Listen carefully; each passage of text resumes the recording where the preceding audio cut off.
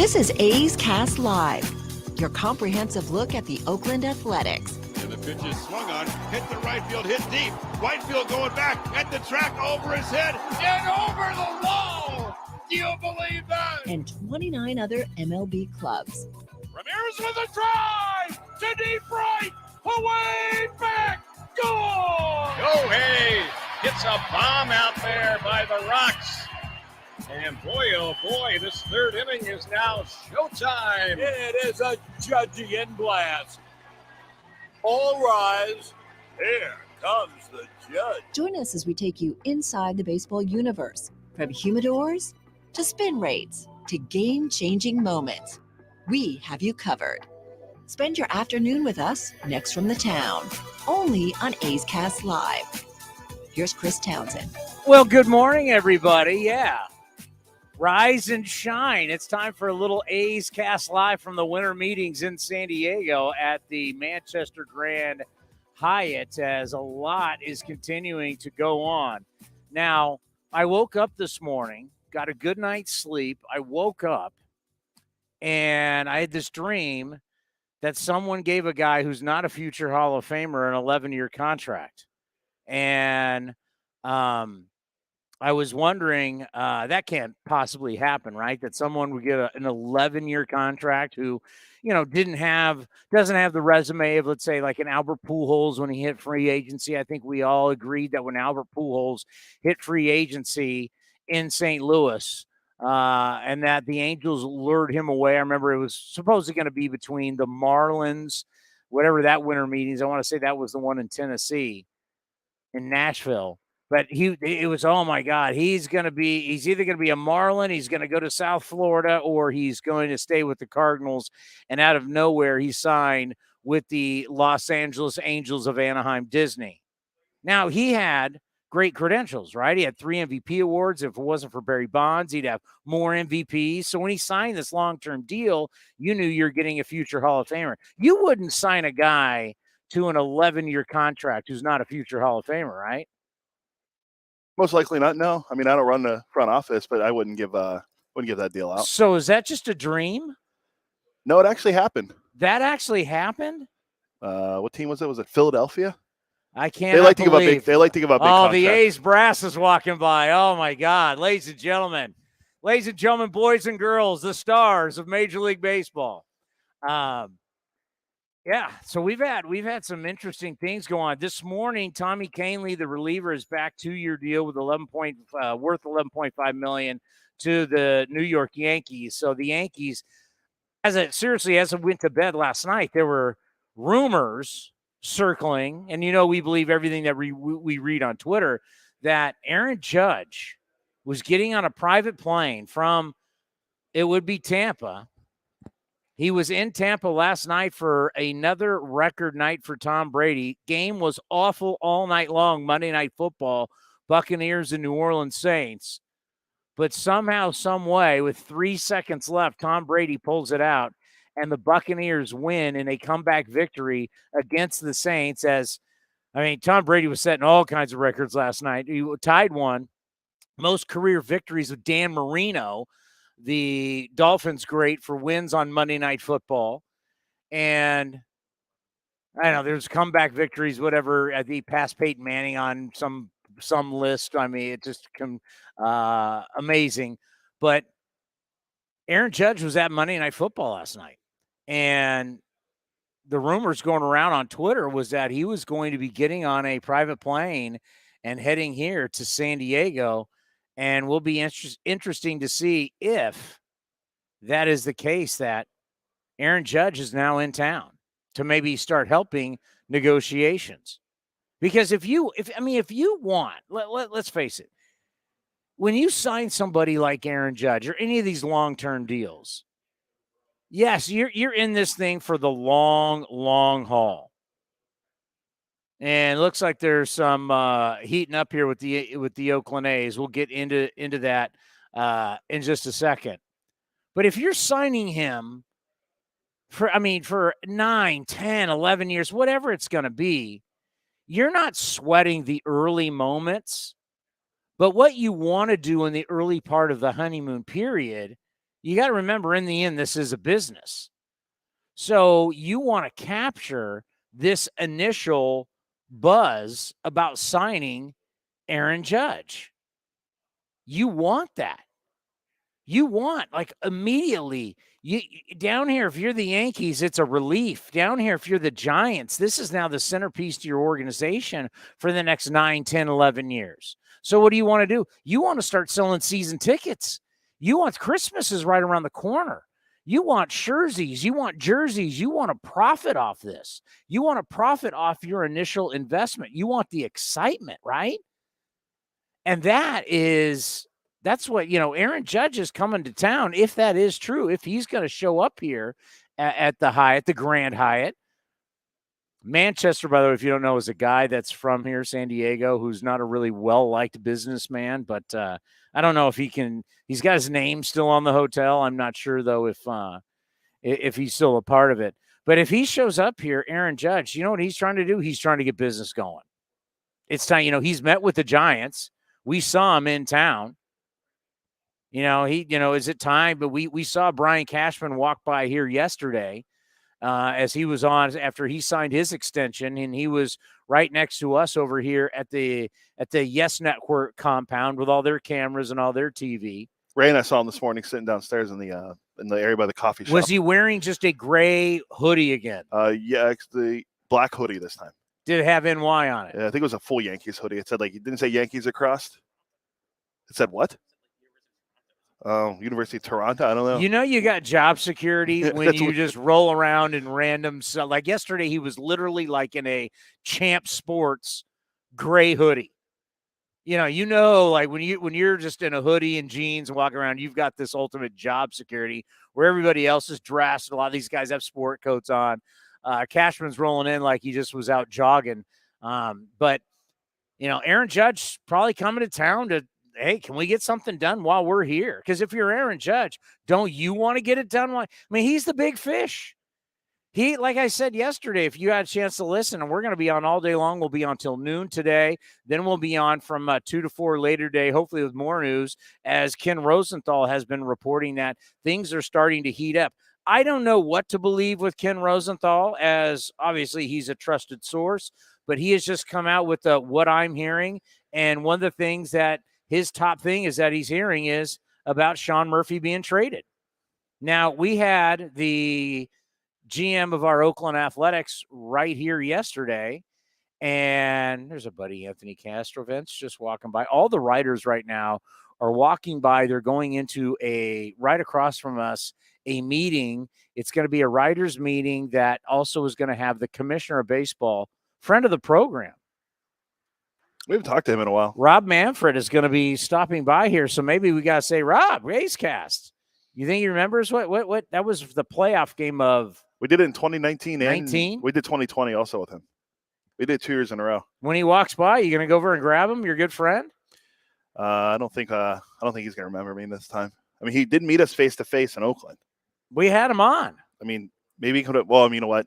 Show some pull. Go get your guy, Rob Manfred. You know who he would come on with if we had him here? If your good friend Alan, I know was Roxy, was here. He doesn't know who the hell Roxy Bernstein is. Roxy was with us when we were there. He knows A's Cast. I want you to, when Manfred, I'll even yell at him. When Manfred comes by, you grab him. You run over there and grab him by the arm and pull him over here. That's the one job you got today. If I get escorted up by security, Ray's going to be next man up. That's fine. If somebody's got to go down with the ship, it is going to be you. So Manfred is going to be talking to the writers right across from us, and who knows? Sounds like a lot of fun. But we talked to David Forrest, the general manager of the A's, yesterday. We brought up Sean Murphy. He actually told us. Was this on the air or off the air? Wasn't anything confidential, but he said he got contacted by a couple writers and he snapped on one of the writers, said he felt bad. He showed up and realized he didn't have a couple of his chargers for his electronic devices, which we all know is a really bad feeling when you're going to be somewhere for X amount of days and you don't have your computer charger, you don't have your phone charger, you're not a happy camper. And he said he snapped because right now, yeah, I'm sure there's talks with Sean Murphy, But David, I think it was off the air. David would have let us know if it was getting close. And everybody's trying to report that all this stuff is going down, and unless things have changed since we last talked with less than 24 hours ago, David Force, there wasn't really anything that was substantial unless somebody's come in and has dazzled them out of nowhere. I'm not buying it. I'm not. And that would also tell me one thing: things are starting to get slow. That you had the big names, you had, Aaron Judge. There's nothing there yet. Carlos Correa supposedly meeting again with the Twins. You've got meetings, but nothing. Because right out of the gate, once DeGrom signed, then Verlander signed, then one of the big shortstops signed, and probably Trey Turner signing that 11-year deal threw the whole market for the other three shortstops out of whack. Because all of a sudden, think about if you're the person doing business and you're the agents. Think about the players in this. So you're the agents, you're the teams, and whoever you are, the teams that are now interested in Dansby Swanson, you're interested in Xander Bogaerts, you're interested in Carlos Correa, and you find out that the Philadelphia Phillies have just gone all in at 11 years, $300 million. Somewhere around that, not official. Sam Fuld, the GM, former Athletic, GM of the Philadelphia Phillies, will be here today. There's a new story out from ESPN. It's like updates from the winter meetings, and this is apparently from today. The Padres already ready to willing to make a big strike in free agent market, have a move that would send ripples throughout the industry. Essentially, as Athletic first reported yesterday, the $300 million deal for Trey Turner, there was the second highest offer received behind the San Diego Padres, who apparently would have made him the highest paid shortstop in Major League Baseball, according to ESPN. I want to say who wrote the article. Is it? It doesn't say the author. It just says ESPN. They got a lot of guys collaborating on deals. So wait a minute, the Padres were going to do a shorter deal but worth more money? It just says, according to industry sources, their offer would have made Turner the highest paid shortstop in baseball, beyond the $341 million that Fernando Tatis got from Francisco Lindor got from the Mets and that Tatis got from the Padres. How is this possible? Where is all this money? We're in San Diego. As people know, I grew up here. There's not a whole lot of industry here. They don't have a big TV deal. They don't have big sponsorship. One of their main sponsorships is an Indian casino, Saquon. No offense to Saquon, but this isn't New York. This isn't Chicago. This isn't Boston. This isn't the Bay Area. Where are they getting all of this money to spend over $300 million on Fernando Tatis Jr.? Where do they get all this money, the $300 million to Manny Machado? They're paying $43 million for Eric Hosmer to play in Boston. Where are they getting all this money? They're going to have to pay Soto, and now you're going to say you're going to give what? I don't know what the number is. Maybe it's rumors, right? But it have to be in the $300 million range. Oh, it would have been well over that. So you'd have three guys without Soto, because you haven't had to give Soto that contract yet if you're going to keep him. That's three guys with over $300 million contracts? It would have been, because it said that Lindor makes $341 million. He's the highest paid shortstop. And then he would have been over that. And Turner's, how old is Turner? Is he 30 now? 30. Because I know Correa's 28 and Dansby's right around there too. Dansby's 7 months older than him. He's 29. Going to be 30. But he's going to be 30, I'm pretty sure. Well, you know what? Basically, what it does, it tells you how cash rich these franchises are. 30 in June for Turner. Yeah. So it tells you how cash rich they are. If you got a team like this, and I said this when the Padres took on Juan Soto, I said it. They're making other baseball teams look bad. And I hate to say it, but it is true. They're making other teams, because they're showing you all the money that's in the industry, they're willing to spend it. They're trying to win. AJ Preller has convinced whoever, I can't remember their names are. Peter Seidler is the owner. So whoever it's like him and his brothers or something like that. It was Fowler, but I only see Seidler was mentioned in the ESPN article. So they got to have some kind of money tree. that just shows you the money that they're getting overseas, the money that they're getting for the television rights, the money they all just got an extra $30 million from Disney and the BAM technology that they sold. Remember, they got that initial like 70 or 90 million, whatever it was. Now they got another 30 million from that technology deal from Disney. They're cash rich. These franchises are absolutely cash rich. And if a team like the Padres, who once again, think about their market, right? My father used to always say this. This is the problem with San Diego. You got the Pacific Ocean to the west. You've got the desert to the east. You got Mexico to the south. And you got LA to the north. You're boxed in as a market, right? Versus somebody like, let's say, St. Louis. For all these years, St. Louis's market has been the entire Midwest. Now, you may say that's the Midwest, but your market's pretty big when there still to this day are huge pockets of Cardinal fans who live in Texas, because for all those years there was no Rangers. People grew up and families grew up with the tradition of St. Louis Cardinals baseball in Texas. So all through Oklahoma, all through Nebraska, all through these states has been Cardinals baseball. So their map, their footprint is so large in the Midwest, it makes essentially St. Louis a large market team. You think about Chicago. You think about like the New York Yankees, who are to our right here. They have the entire eastern seaboard. I mean, basically from them, New York down to Florida, the Yankees own it. Sorry, Atlanta Braves. Sorry, Tampa Bay Rays. Sorry, Marlins. The Yankees have owned that space for all these years. Where do the most human beings in the United States of America live? Eastern Seaboard. The Eastern Seaboard, and the Yankees own it. Ding, ding, ding, ding, ding. How about New England? New England is just not Boston and the Patriots. They own all of those states, the Boston Red Sox. So that becomes, this is how these teams have these markets and they're able to generate so much money. I don't know. I mean, the Padres saying, really? Does that not, are you going to go after and pay Soto too? Soto wants over $400 million. What are you going to have? 3 guys at over $300 million and a 4th guy over $400 million?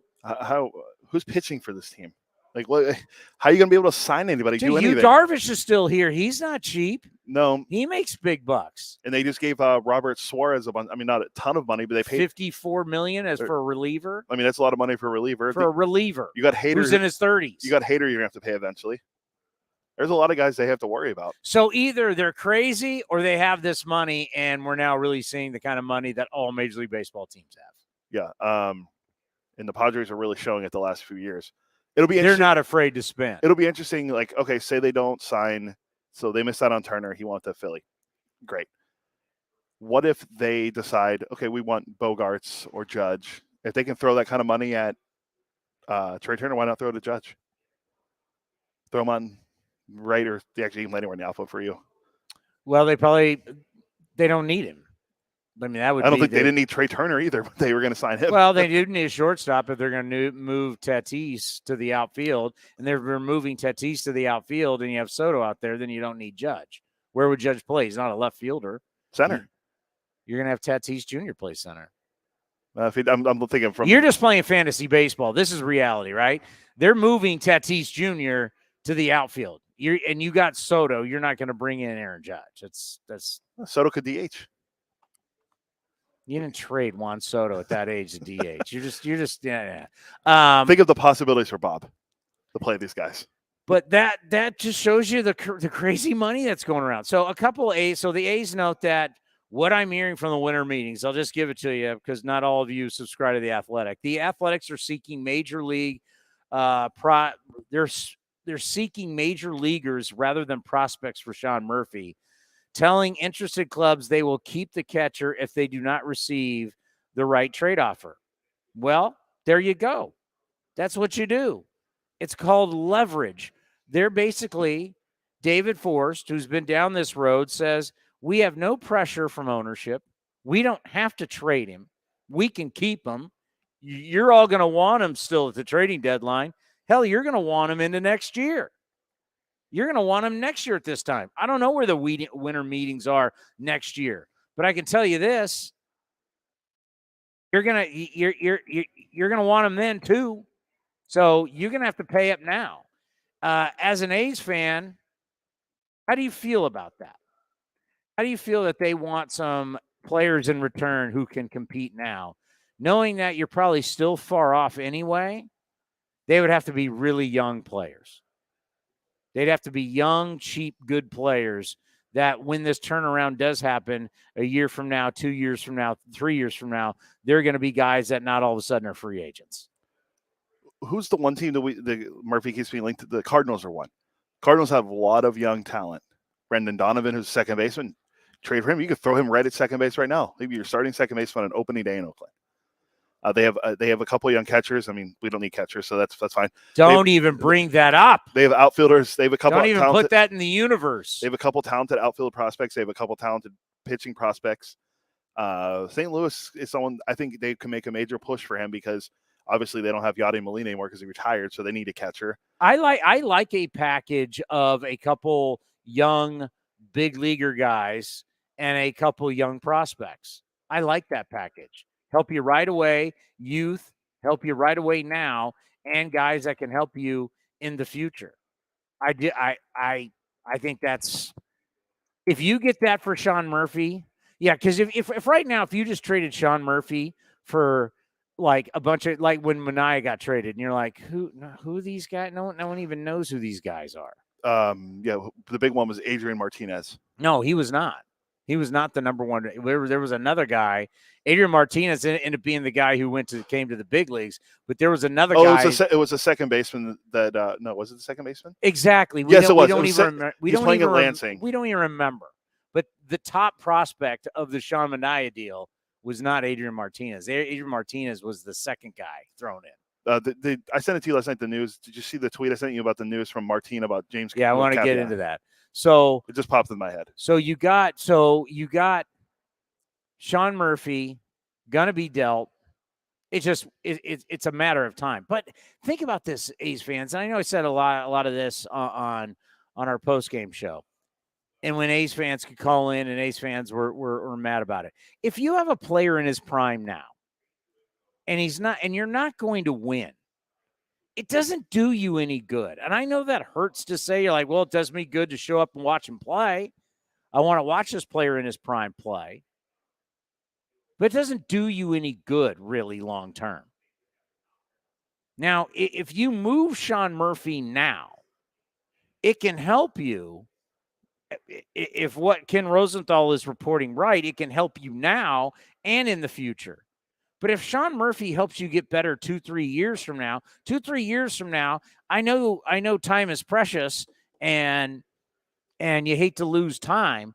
But if Sean Murphy trading him helps you get better 2-3 years, 4 years from now, you're not going to care. You're going to say, thank you, Murph. Appreciate what you did.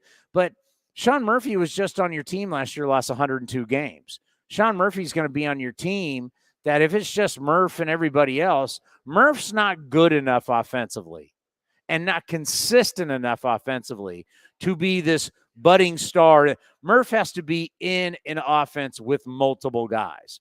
Murph is not a prolific offensive player.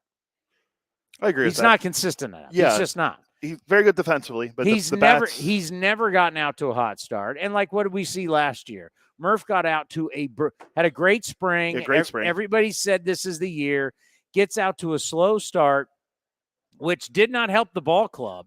And then what happens? I can tell you what happens. He gets hot, but then he gets hot once the team is X amount of games under 500, and it really doesn't matter. And it leads us to where we are today. So if you can off Sean Murphy for guys that could potentially help now, and these potential guys are young enough, they're going to help the future, and guys that are not too, because what the A's like to do in deals like this, where they have the leverage, they like to get guys that are not that far away from the big leagues. So this would be a package of players that could help you now and help you pretty soon, whether it's by the end of this year, whether it's next year. It's guys that are on the come and can help you soon. I take a deal like that, but I like the leverage piece of I don't need them. I don't have to do the deal. That's the leverage right now. Guys that want that deal now, well, you're going to have to give up a little bit more because I don't have to trade him. And that's the beauty of where Murph is in his contract. Where Ferrin coming at 9:30? He's supposed to. All right. James Caprillion had shoulder surgery again. And it literally, when you sent me that, was just it's the shake my head. It's literally the shake my head. Here's the exact tweet from Martin Gallegos, who we'll talk to tomorrow. James Caprillion underwent shoulder surgery to fix the AC joint issue that caused him to miss spring training. He's recovering well, but is not throwing yet, and the A's are unsure if he'll be ready for a starting role to begin the season. There was another tweet from Martin yesterday as well. Beyond Irvin and Blackburn, Mark Kotze mentioned Spears, Waldichuk, Adrian Martinez, and all as rotation options. AJ Puck will also get a chance to compete for a rotation spot this spring. All that right there, I get it. Yeah. I don't care, though. This is about James Caprillion. Yeah. This is about a guy. There's your guy. There's your white whale right there. Yeah. Joel Sherman. Can always ask Lou from the MLB Network. He's been helping us out like crazy. Maybe you need to go introduce yourself. Say, hey, Joel. I think he's going over to the network, it looks like. I'm just saying, when you have that opportunity, that's what these meetings are for. You can't get him. He is the one guy you can't get him. That's why you need FaceTime with him. Actually, he's the number 2, and Greg Maddux is the white whale for me. If we get Maddux, I'm going to retire. You need you know what? You need to introduce yourself to him so he gets contact, so he gets a face with you, and he knows who you are. So when you text him, the A's guy. Because right now you're just some random text to him. I feel like that's how it is to most guys who don't know who I am. Well, that's why we come to the winter meetings. Yeah. This is your chance. This is your chance to run and grab him, meet him, and introduce yourself.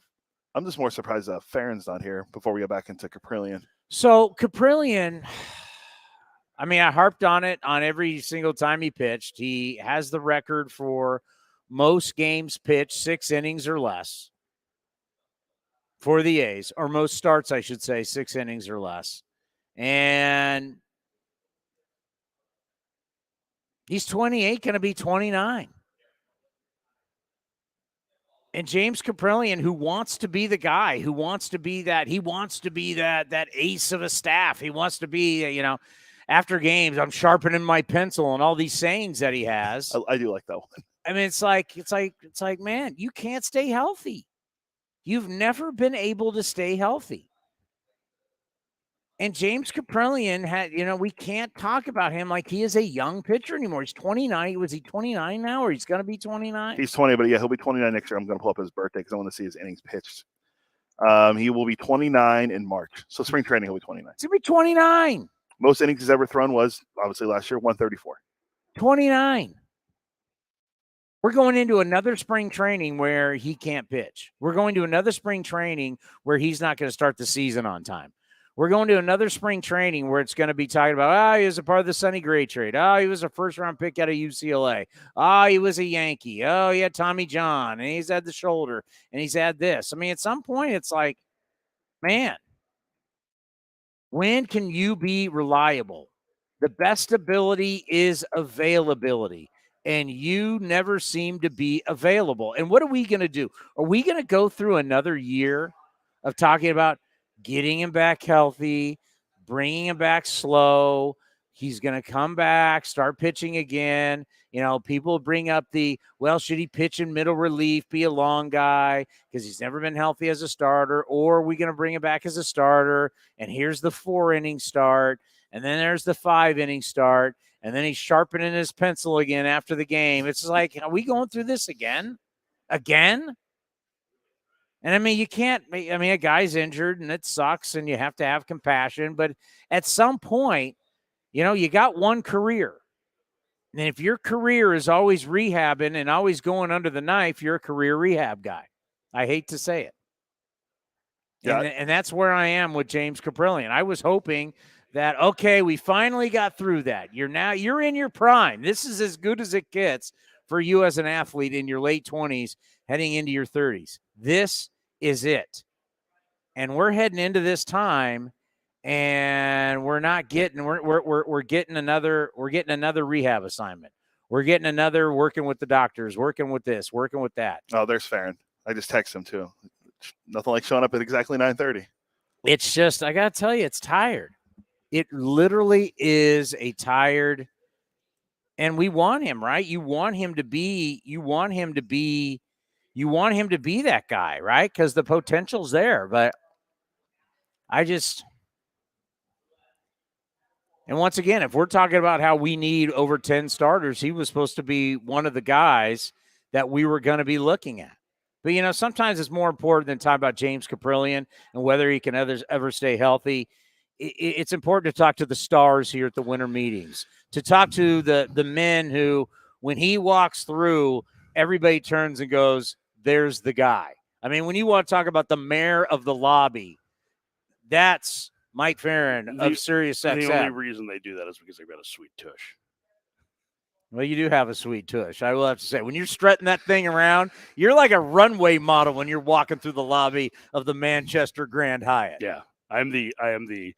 What I guess what would be the lobby version of a runway? Would you call it just maybe I'm a lobby model? That's what it is. Yes. You've heard of hand models? I'm a lobby model. If you need to show off how nice the lobby is in your hotel, use me. That could be a new career for you. And as I walk, you can go, how can I miss you if you won't go And everybody away? turns and goes, there's that guy. How are you? I'm good, man. It's good to see you in person. Yeah, it is. You know what? It was funny. He's talking to some people. We go, God, we haven't seen each other since 2019. And I know, so many people in the industry. And the last time we had the winter meetings was here. We kind of seen some people in Arizona at spring training. Yeah. We don't go to Florida, so we don't get to do the the grapefruit.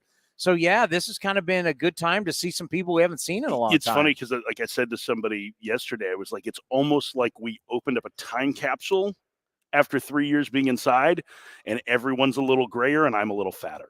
And so, that's basically what's happened is we're having conversations that we picked up on 3 years ago in the same media room, the same lobby, all of that. It feels a little weird, but also, man, it's great. I love the winter meetings. I'm like you. I want to be around people. Yeah. I want to see people. We have a lot of friends that either cover baseball or work in baseball.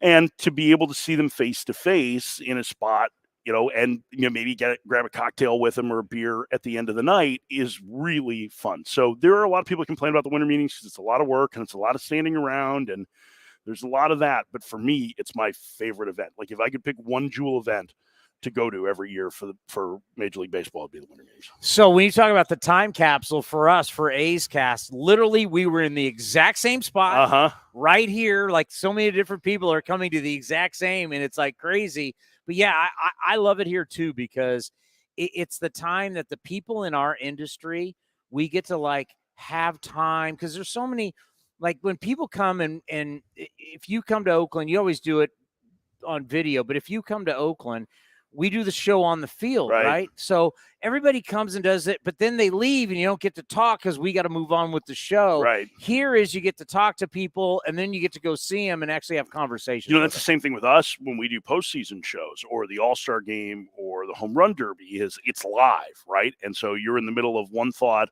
all of a sudden you're doing an interview, and unless you're fortunate enough to go to break, there's no 3-minute conversation to catch up. And I'm with you. That's the best part of this. One of the reasons I love covering baseball is that people in baseball love to talk about baseball. They also like to just gab, and there's a lot of downtime, right? And I'm not talking about in game, before games, there are hours and hours.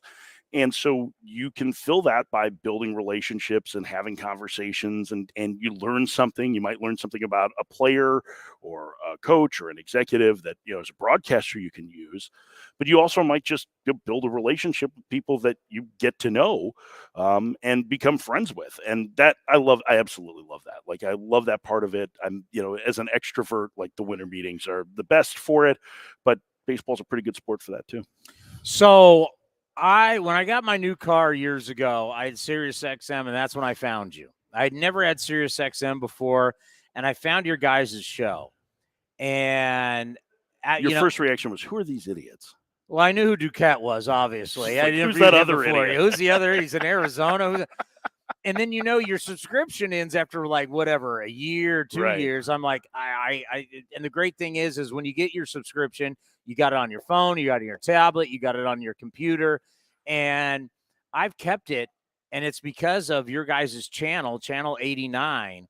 And it's by far when I think baseball and I think all-around coverage, so if you don't have SiriusXM, you can get it. It's just not for your car anymore. I think people need to realize that. You can have it on your phone. I have it actually in the golf cart at Cinnabar Hills at my club, and people will be like, shout out. People will be like, what are you listening to?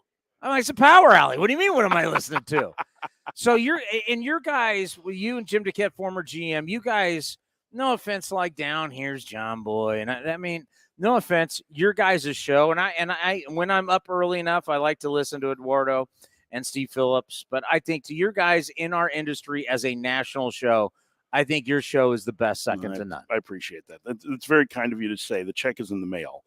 I mean, I'm not going to write it for you now. Just it's coming. I want the brisket in Arizona in January. That's going to happen. I appreciate that. I think one of the things that we really strive for is to try and have credibility in the industry. It's really easy when Jim Duquette's your partner to have that because Jim is the best, and he knows what's happening around the game, but he's not a tireless self-promoter. He's not a guy that is telling you how much he knows at all times.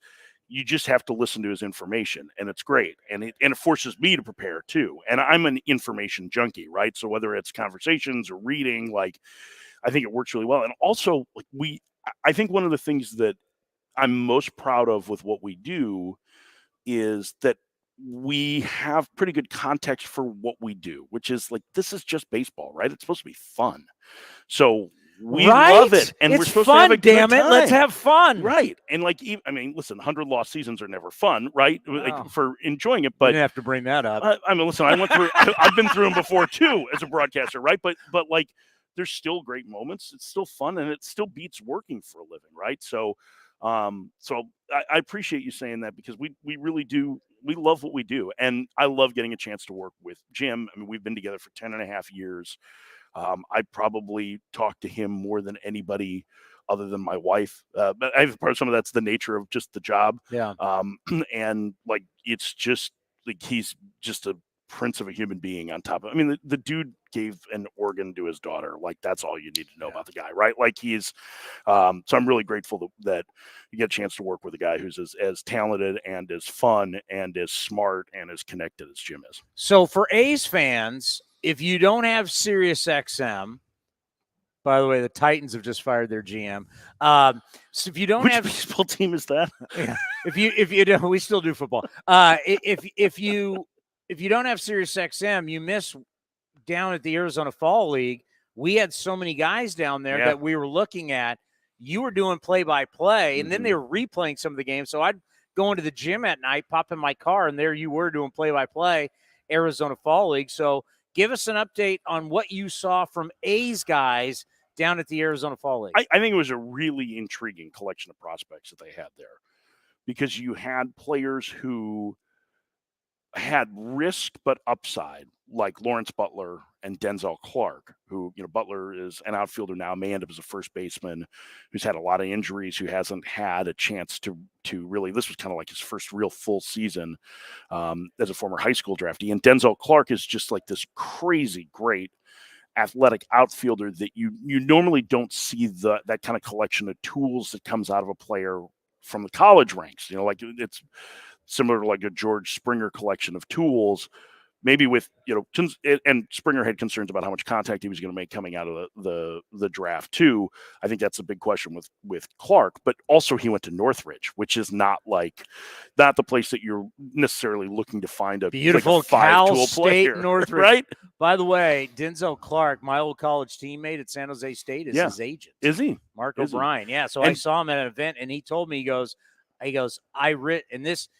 Mark O'Brien, so he's coached at Stanford. He's coached at San Jose State. He was the head coach at Santa Clara, now an agent. He said, I would stake my career on this kid. That's how good he thinks he's going to be. It sounds like the makeup is great. His background too, right? Like, his mom was a heptathlete, and like, he has uncles that have played in the CFL, and I think maybe a cousin or somebody played professional basketball. Plus, he's cousins with the Naylor brothers, with Bo and Josh, the Guardians catcher and first baseman. And there's a younger Naylor that's going to be in this draft too. So like, he's just got great athletic bloodlines in that regard, right? And just he's got a ton of athletes that are around him in his family, and he's a really exciting guy. But the one that I think everybody was talking about and should be talking about is Mason Miller, who throwing strikes at 100 miles an hour consistently with 2 legit secondary pitches. And listen, he didn't win the pitcher of the fall league. Connor Thomas from the Cardinals was very good, but Thomas is more like a back end kind of lefty.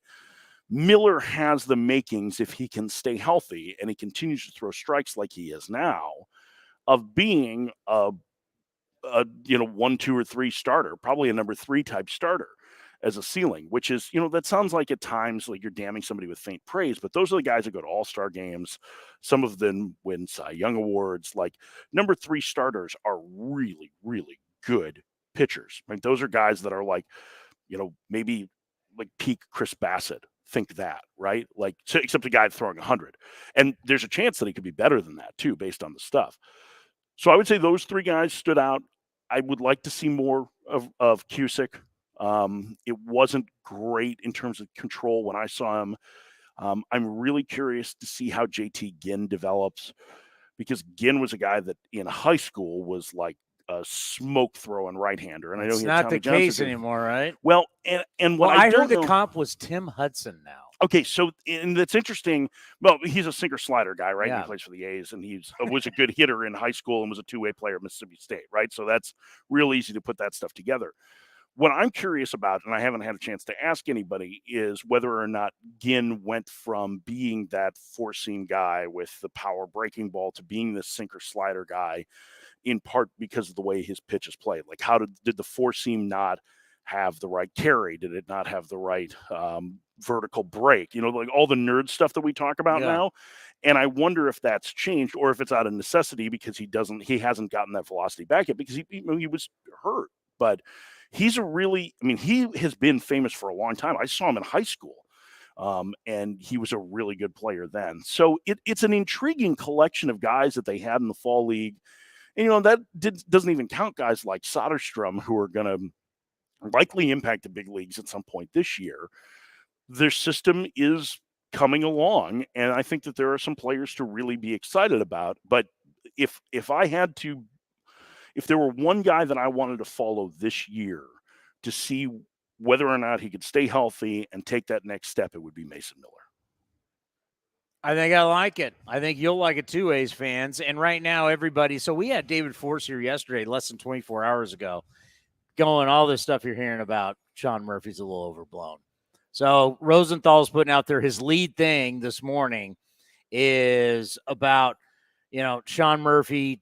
A's are telling teams that they want some major league talent in the deal.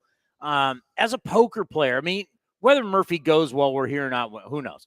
But the thing is, it's the leverage. It's the leverage that we don't have to move Murph. We can move him at the deadline. We could move him next year. It's the ability at these meetings when everybody's together, how good of a poker player you are. I think it's a good point.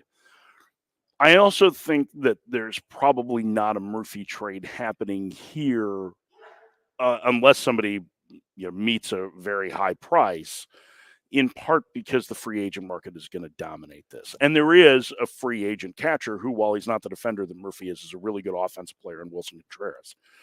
So the way it generally works is like you check in on free agents, right? At least the way it's been explained to me is you check in on free agents, you get sticker shock, you go to the trade market, you get sticker shock, then you negotiate deals with free agents, right? And then you don't have to give anybody up. Right, free agency, right, and then you have leverage and trade. Now, the thing that Murphy has going for him is that he is with 3 years of control, inexpensive. He's a better defender than Contreras. I think if you were an acquiring team thinking about getting him out of the Coliseum, you're betting on the batted ball data being a little bit better in terms of like leading to better results in terms of his offense. Not that Murphy's been bad offensively. He hasn't been. Like, he's power hitting catcher. Like, those guys don't grow on trees. And then you get the respect of that pitchers have for him, like all of those. And so he fits a lot. He checks a lot of boxes, and he checks a lot of needs for teams that have farm systems that line up really well with what the A's need, right? So the Guardians are right at the forefront of that. The Twins, I think, certainly would fit. They have a need for a catcher. They want somebody to pair with Ryan Jeffries.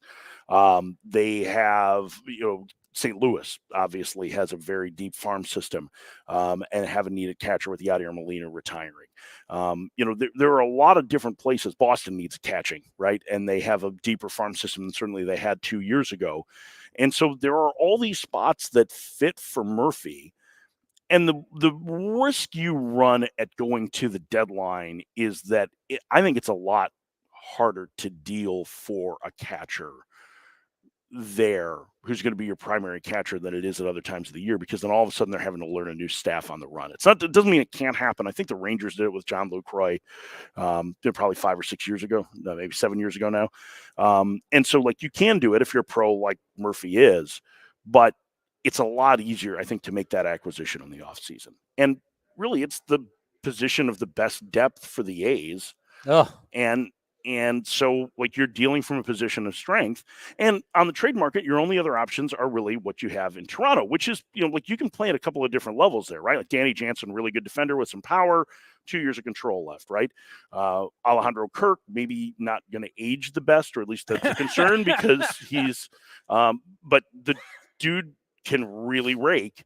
I mean, he was an all-star, and he can hit. He can hit enough that you could put him in the DH spot and not feel like you were losing anything.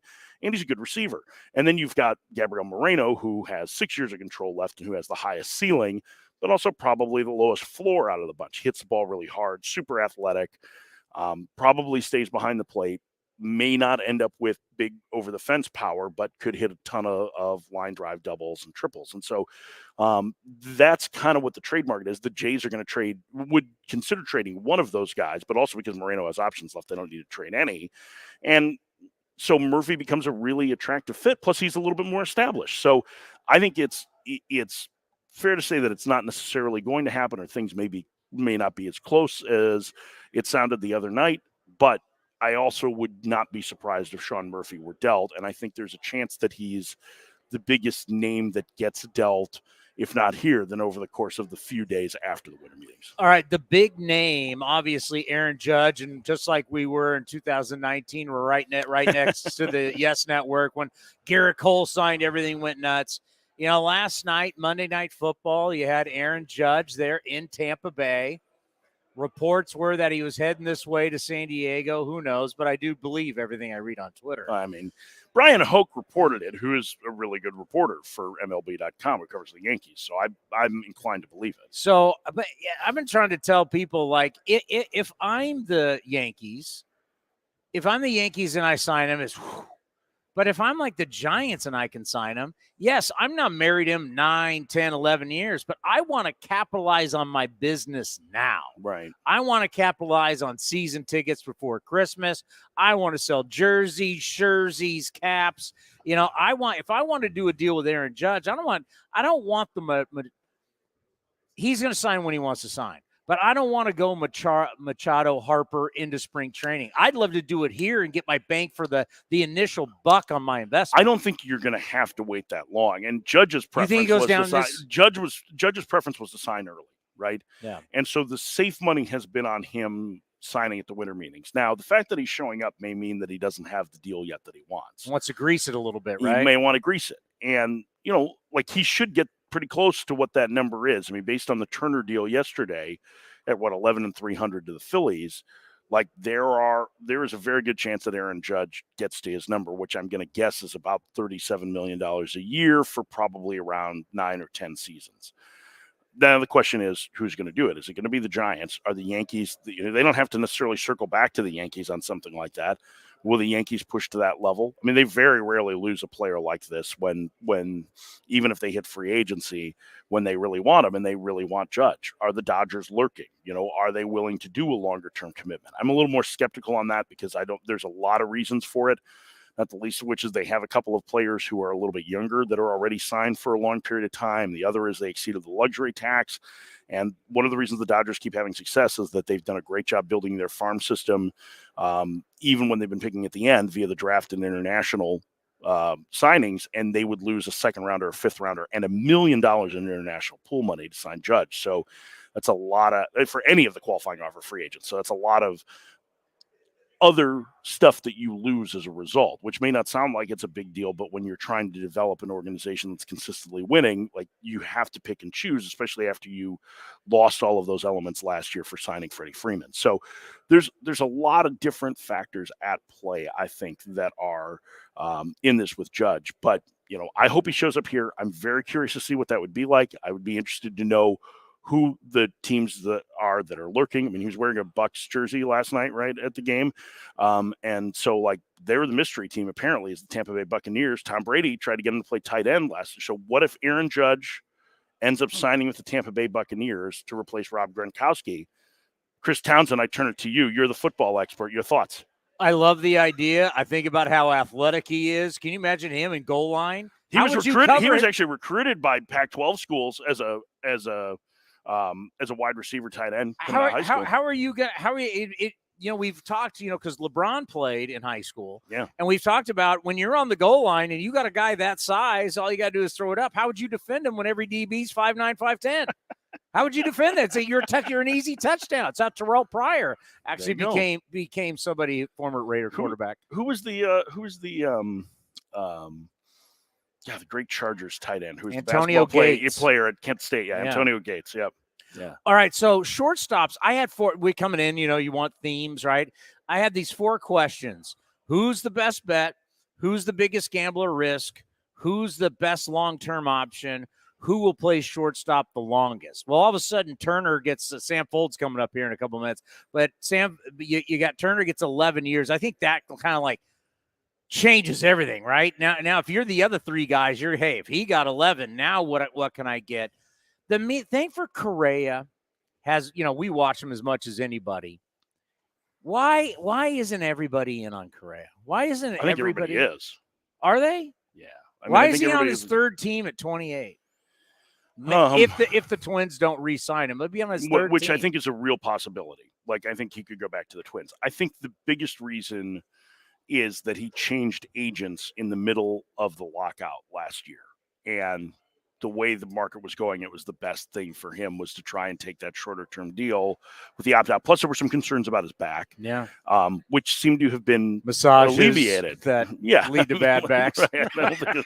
I don't think it's quite that, but I think his back seems like it's not an issue. I mean, the makeup is great. Like, I think he's a great player. He's the kind of guy that you want in your clubhouse. He's a team leader. He's still texting his Twins teammates, from what Rocco Baldelli told us, like offering him encouragement and checking in on him. Like, the guy is incredible. So I think it's more the market dynamics and him changing agencies in the middle of the lockout last year had that impact and forced him into a 1-year deal. To me, he is, he's the youngest. He's the guy that's been the best run producer. I don't think he's quite as good defensively as what the defensive metrics said in 21, but I think he's a pretty solid defender whose bat plays anywhere. And I think all those intangibles make him really attractive. Now, the 11-year thing is interesting because I don't think that that's necessarily – I would focus on the total dollar value and not the years on Turner. Turner's deal is a little bit like Harper's in that they spread that money out over a little further so that it could allow Philadelphia to add more players and still at times stay under the soft cap that is the luxury tax. That's why it's only like $27 million on average. And so I don't know that anybody's necessarily looking at the 11 years there and saying, okay, well, that's what the number is. Because I think what you're going to see with Correa is that he's going to, I think if I had to guess, Judge will sign and then Correa will sign after that, with the years and dollar figures being more than Judge. Like, Judge is going to get in the 330 range, and I think Correa will be closer to 350. Out of these 4 guys, who plays shortstop the longest? So if I'm buying a shortstop, we can always go, I can move the guy to third, or even like Trey Turner, I can move him to outfield speed. Who actually plays when I'm writing in my scorebook 6? Who plays shortstop? Probably Swanson plays the longest, but I also think he's the guy that I would be the most concerned about spending the money on. Not because I don't think Dansby Swanson is a good player. I just don't think he's a 6 WAR player that he was last year. that was an outlier season. There's some swing and miss in the game. I think there's going to be a little bit more fluidity to his offense. I think he's closer to an above-average regular than he is the other guys. Like Bogarts isn't a great defender at short. I know the metrics really liked him last year, but that guy's a monster offensive player, right? Like he is a stud offensively. So I think that's the way I would look at it is I think he's probably the best bet to stay at shortstop over the length of the contract, but he's also the guy that I would be most concerned about because I don't think that he's a good player, but he's not a superstar. Power Alley, SiriusXM. You should get it. It's not that expensive. They just had this great Black Friday offer. See? I mean, you should come work in our marketing department. I'm telling you, hey, if you want a fan, I listen. You know I listen. I'll text you when you listen. You guys do great work. I steal from you. I steal from Brian Kinney and MLB Now. I steal from everybody. We are America's show prep. That's what we say on Power Alley. We are America's show prep. Yeah, because by the time I'm on, there's no chance anybody who's listening to you is listening to me. So it sounds like I came up with it. I know. Well, I'm happy to not get credit for all of your ideas. Yeah. Tim. Don't think there's a reason why I've been in this business a long time. Fake it till you make it, buddy. But yes, folks, get SiriusXM. It is great. You'll love it as baseball fans. I'll see you a little bit later. Thank you for your time. Great to see you guys. Former A and GM for the Philadelphia Phillies, Sam Fuld, will join us next right here on A's Cast Live. The Oakland Athletics begin spring training on February 25th. Now's the time to make plans to catch us in Mesa, Arizona, and enjoy the sunshine with your family and friends. Buy your tickets early for the best seats at the lowest prices as your green and gold take on the Giants, Dodgers, Padres, Angels, and more at Hohokam Stadium. And Tony, it's a deep drive to right in the corner. Gritchick going back. He'll turn and watch it fly. Get your tickets at athletics.com/spring. That's athletics.com/spring. Humanity has accomplished a whole lot so far. We created penicillin, the automobile, and the internet, not to mention drones, duct tape, and the hot dog. It's all thanks to the power of human connections. And Ring Central's here to make that even easier, more seamlessly and securely, on a platform built to grow your business. Say hello to a whole new way to say hello. Visit ringcentral.com and say hello to possibilities. Ring Central. Message, video, phone, together. The Coliseum has gone by many names, but none better than the Last Dive Bar. Hi, everyone. Ken Korak here, and my friends at Last Dive Bar are helping us celebrate our longtime home. Last Dive Bar has the most unique merchandise for all Oakland baseball fans. T-shirts, sweatshirts, the Ray Fosse line, and my personal favorite, the lights have taken full effect. Visit their website at lastdivebar.com or follow them on social media at Last Dive Bar. All proceeds are invested back into the A's Community Fund and their affiliated charities. Go to lastdivebar.com. That's lastdivebar.com. This is Chris Townsend for the Chicken Pie Shop of Walnut Creek. Great news! Our indoor dining is back, along with our beautiful patio dining. Come taste our world-famous chicken pie that has been served in Southern California for 83 years. The Chicken Pie Shop of Walnut Creek has one of the most dynamic menus, plus a full bar. Pot pies, gourmet burgers, sandwiches, salads, flatbreads, and more. Don't forget, we still do takeout and delivery. For all the information, go to chickenpieshopwc.com. That's chickenpieshopwc.com. If you're looking for a new mattress, Nest Bedding has you covered. Sleep on the same mattress Hall of Famer Ricky Henderson sleeps on. Nest Bedding is a national brand with family-owned prices and service. You can shop at one of their Barrier locations, and all stores are sanitized and safe, or you can navigate their easy-to-use website, nestbedding.com. That's nestbedding.com. Green and gold fans, use the coupon code Oakland and you'll get 10% off your entire order. Nest Bedding, love where you sleep.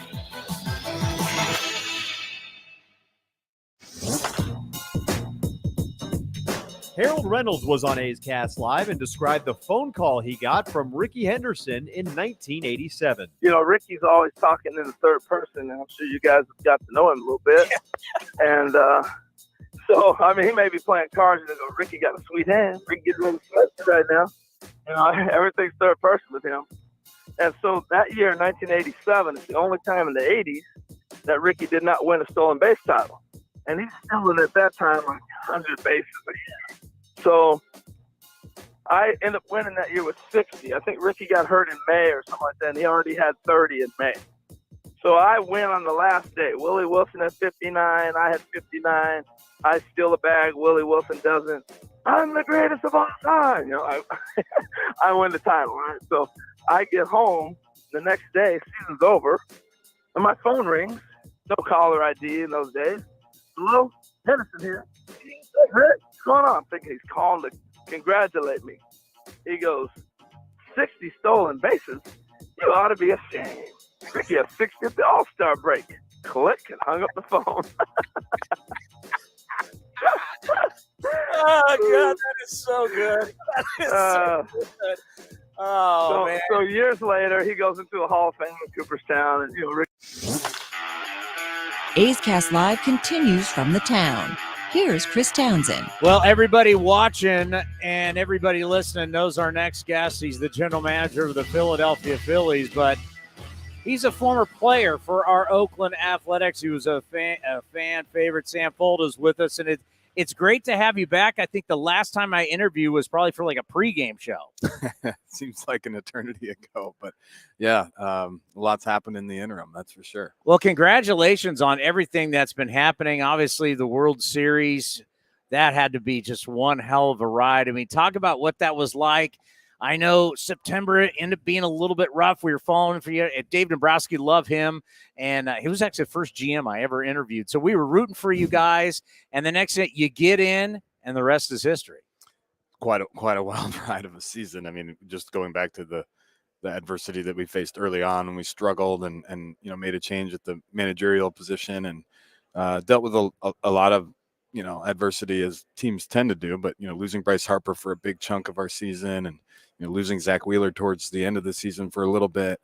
It was a really neat season. I think once we got into the playoffs and broke that 11-year playoff drought, felt like the whole city, the whole clubhouse breathed a sigh of relief. And I think baseball's a good game to play without a lot of pressure. And I think we all felt that pressure to get into the playoffs. And then once we got in, it was our guys just did a great job of sort of having fun, staying focused, and just staying in the moment. And those are all cliche things to say, but I really think it helped us get in, you know, make that deep run that we did. And I think having dealt with all those challenges throughout the course of the year, I think it gave our guys a lot of confidence going into the playoffs. So it was quite a wild ride, quite a month. Yeah, I talked about it on this show about how you guys remind me of like that group of like really good players, like a summer ball team where you start playing, figure each other out. But by the end, everybody's drinking beers, loves each other, loves the manager, and you just become unbeatable, right? I mean, the way you guys gelled and the way everybody looked, you guys are the underdogs. You're like, you wouldn't want to play the Phillies? The way that you guys had everything, and Rob takes over, and it was just like poetry in motion of what chemistry is, which is so tough to build. For sure, I think a lot of that chemistry evolved over the course of the season, as I said, and I think, you know, when we made some acquisitions at the deadline that I think were additive to the clubhouse. You know, guys like Brandon Marsh brought that youthful energy and just bought right into what we were doing. And you know, some offseason acquisitions that we made. I mean, Kyle Schwarber can't get enough credit for what he did outside the lines for us. And I think he helped pull everybody together, and it was pretty special. There was a lot of dancing and drinking as there happens to be when you go advance round to round, and it did feel like I saw somebody did compare us to kind of a college baseball team. I think that was a good analogy, because a lot of energy and a lot of fun innings 1 through 9, and a lot of energy and a lot of fun, you know, after games too. Now, obviously, you can't talk about what everybody knows now here in San Diego, but obviously, a big deal is out there for the Phillies. So at least we could talk about building on this team that went to the World Series, adding players, adding big name players. Just how key is that to keep that momentum in Philadelphia?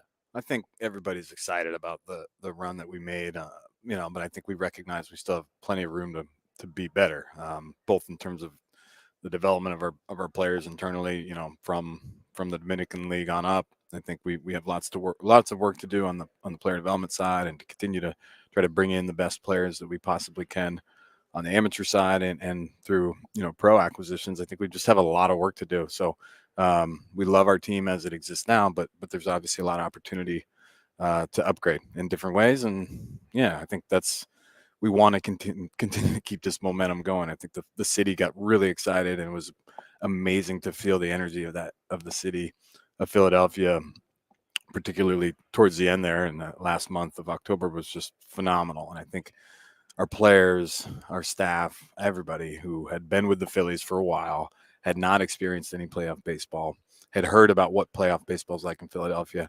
We all got a taste of it, and crazy. Everybody's thirsty for more. Sounded like everybody said it sounded like being in a club. It was so loud, and you got the Eagles going so good. I mean, it's amazing what's happening in Philadelphia right now. It's a good time. Yeah, no, it's great. I don't know how much of it, obviously people talk about kind of feeding off each other, and who knows if there's any truth to that, but it is definitely a fun time to be a Philadelphia sports fan right now. And just how much does it suck, for all of us who are just baseball fans? And, when someone like Bryce Harper's got to have surgery and he's going to be out for a while, he was out, as you talked about earlier this year when he hurt the hand. It's just, it's not great for the game. You want your stars to be healthy. Any idea when you think he might be back, and just how tough is it with that elbow?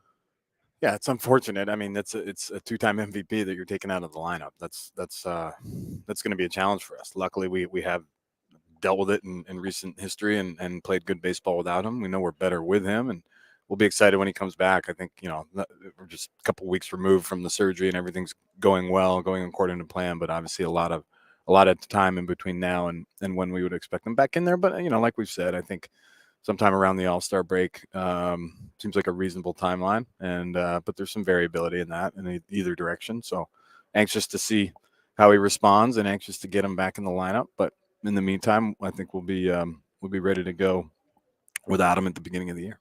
Your time with the A's, I know Bob Melvin loved you and fans loved you.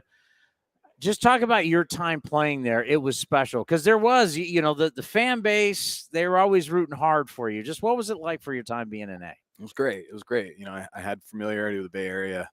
I haven't gone to school out that way. And love being out there. Love that. Love the city.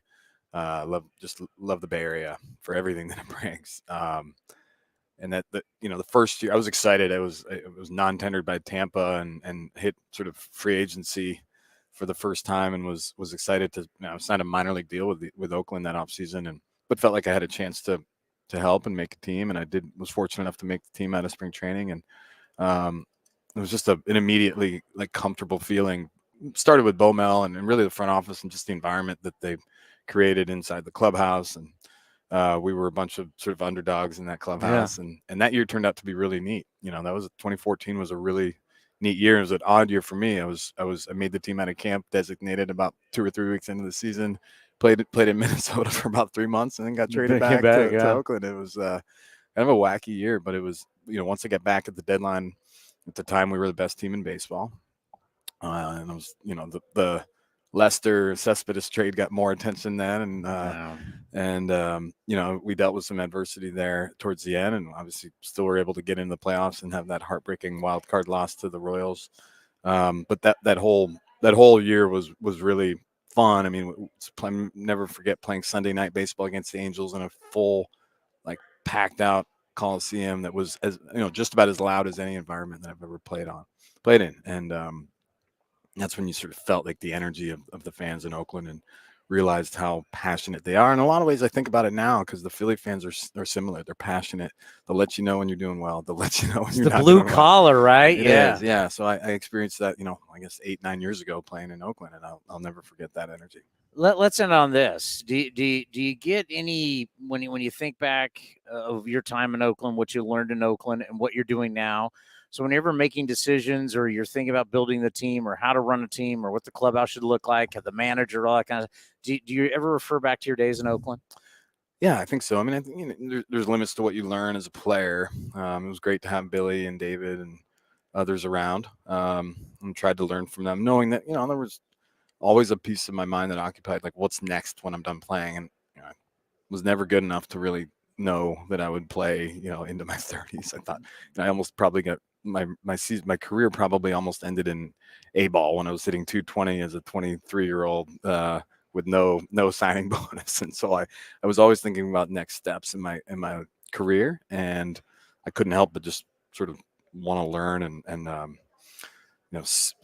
ingest as much information from those guys as possible. So it was cool to see. Obviously, Oakland and my previous team I played for in Tampa, they're the poster children for how to get a lot out of, maybe limited resources. And so I knew to try to soak in as much info from them as possible. And I enjoyed every conversation I had with Billy and David then. Well, I can tell you one of the cool things about my job is, all the years being around this ball club and everybody that comes through is I see you guys as players, and then I watch you after, and then now be a GM that's really special. So congratulations on everything. You've earned everything, and you deserve everything you've got. I appreciate it. No, it's been a good ride, and it does in a lot of ways feel like yesterday I was strapping on the white cleats. It doesn't seem like that long ago, and like Sam Post, the GM. What? We were just interviewing him. It's funny. I just look at like the Mets team, with Mark Canha and Chris Bassett, all my former teammates there. There's still a lot of guys, playing, and it just does feel like yesterday that we were cozied up in the confines of the Coliseum, and so many great memories there. Well, soon you can talk about this new person that's supposedly coming to Philly that you can be very excited about. That sounds like a plan. I hope it's soon. We appreciate the time. You bet. Thanks the great Sam Fuld right here on A's Cast Live. Oakland Athletics spring training is right around the corner, and you can be part of the excitement. Get your tickets now and plan ahead for a fun-filled trip to Mesa, Arizona this spring. Pack the sunscreen, bring your friends, pick up some ballpark classics, and watch your green and gold get ready for the regular season. Get your tickets today to see the Athletics take on the Giants, Padres, Cubs, Dodgers, and more. Tickets are on sale now at athletics.com/spring. That's athletics.com/spring. The Coliseum has gone by many names, but none better than the Last Dive Bar. Hi, everyone. Ken Korak here, and my friends at Last Dive Bar are helping us celebrate our longtime home. Last Dive Bar has the most unique merchandise for all Oakland baseball fans. T-shirts, sweatshirts, the Ray Fosse line, and my personal favorite, the lights have taken full effect. Visit their website at lastdivebar.com or follow them on social media at Last Dive Bar. All proceeds are invested back into the A's Community Fund and their affiliated charities. Go to lastdivebar.com. That's lastdivebar.com. Coming in at 5'3", it's number one mom. She switched to Xfinity and got the all-new 3-for-1 bundle. Unlimited internet, streaming, and Xfinity Mobile. All for what you could pay wireless companies for just one 5G unlimited line. Boom shakalaka. Go to Xfinity.com/3-for-1, call 1-800-XFINITY, or visit an Xfinity store today. Limited time offer. Restrictions apply. Xfinity Mobile requires post-pay Xfinity Internet. After 24 months, regular rates apply to all services and devices.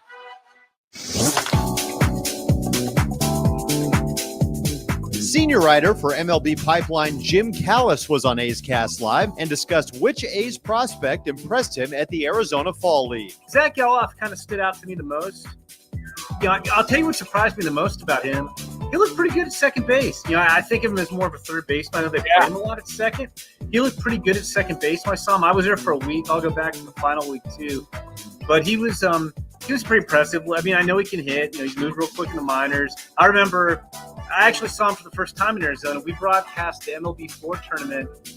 This would have been 2019. It was his first game he played in college.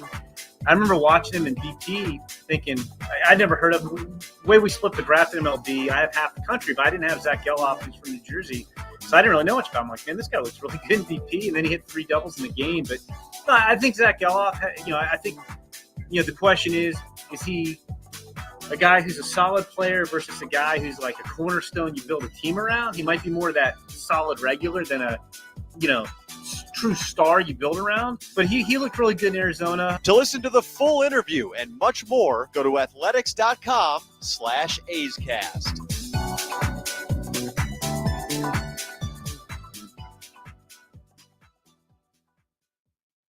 Hey, A's fans. You know that running your own business is a slugfest every day. That's why businesses have been counting on Mechanics Bank since 1905. From operating lines of credit to equipment and real estate loans, they can help build your lineup to meet today's challenges and prepare for tomorrow's opportunities. Stop by your local branch or visit mechanicsbank.com today. Mechanics Bank, the official East Bay bank of the Oakland A's. Member FDIC and equal housing lender. All loans subject to program eligibility and credit approval. This is Chris Townsend for the Chicken Pie Shop of Walnut Creek. Great news! Our indoor dining is back, along with our beautiful patio dining. Come taste our world-famous chicken pie that has been served in Southern California for 83 years. The Chicken Pie Shop of Walnut Creek has one of the most dynamic menus, plus a full bar. pot pies, gourmet burgers, sandwiches, salads, flatbreads, and more. Don't forget, we still do takeout and delivery. For all the information, go to chickenpieshopwc.com. That's chickenpieshopwc.com. The Oakland Athletics begin spring training on February 25th. Now's the time to make plans to catch us in Mesa, Arizona, and enjoy the sunshine of your family and friends. Buy your tickets early for the best seats at the lowest prices as your green and gold take on the Giants, Dodgers, Padres, Angels, and more at Hohokam Stadium. And Tony, it's a deep drive to right in the corner. Gritchick going back. He'll turn and watch it fly. Get your tickets at athletics.com/spring. That's athletics.com/spring. Some things just go together. Peanut butter and jelly, cookies and milk, Oakland and Kaiser Permanente.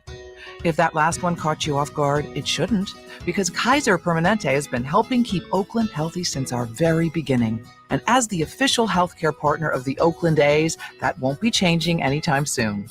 Whatever you may need, you can trust Kaiser Permanente to help keep you feeling your best.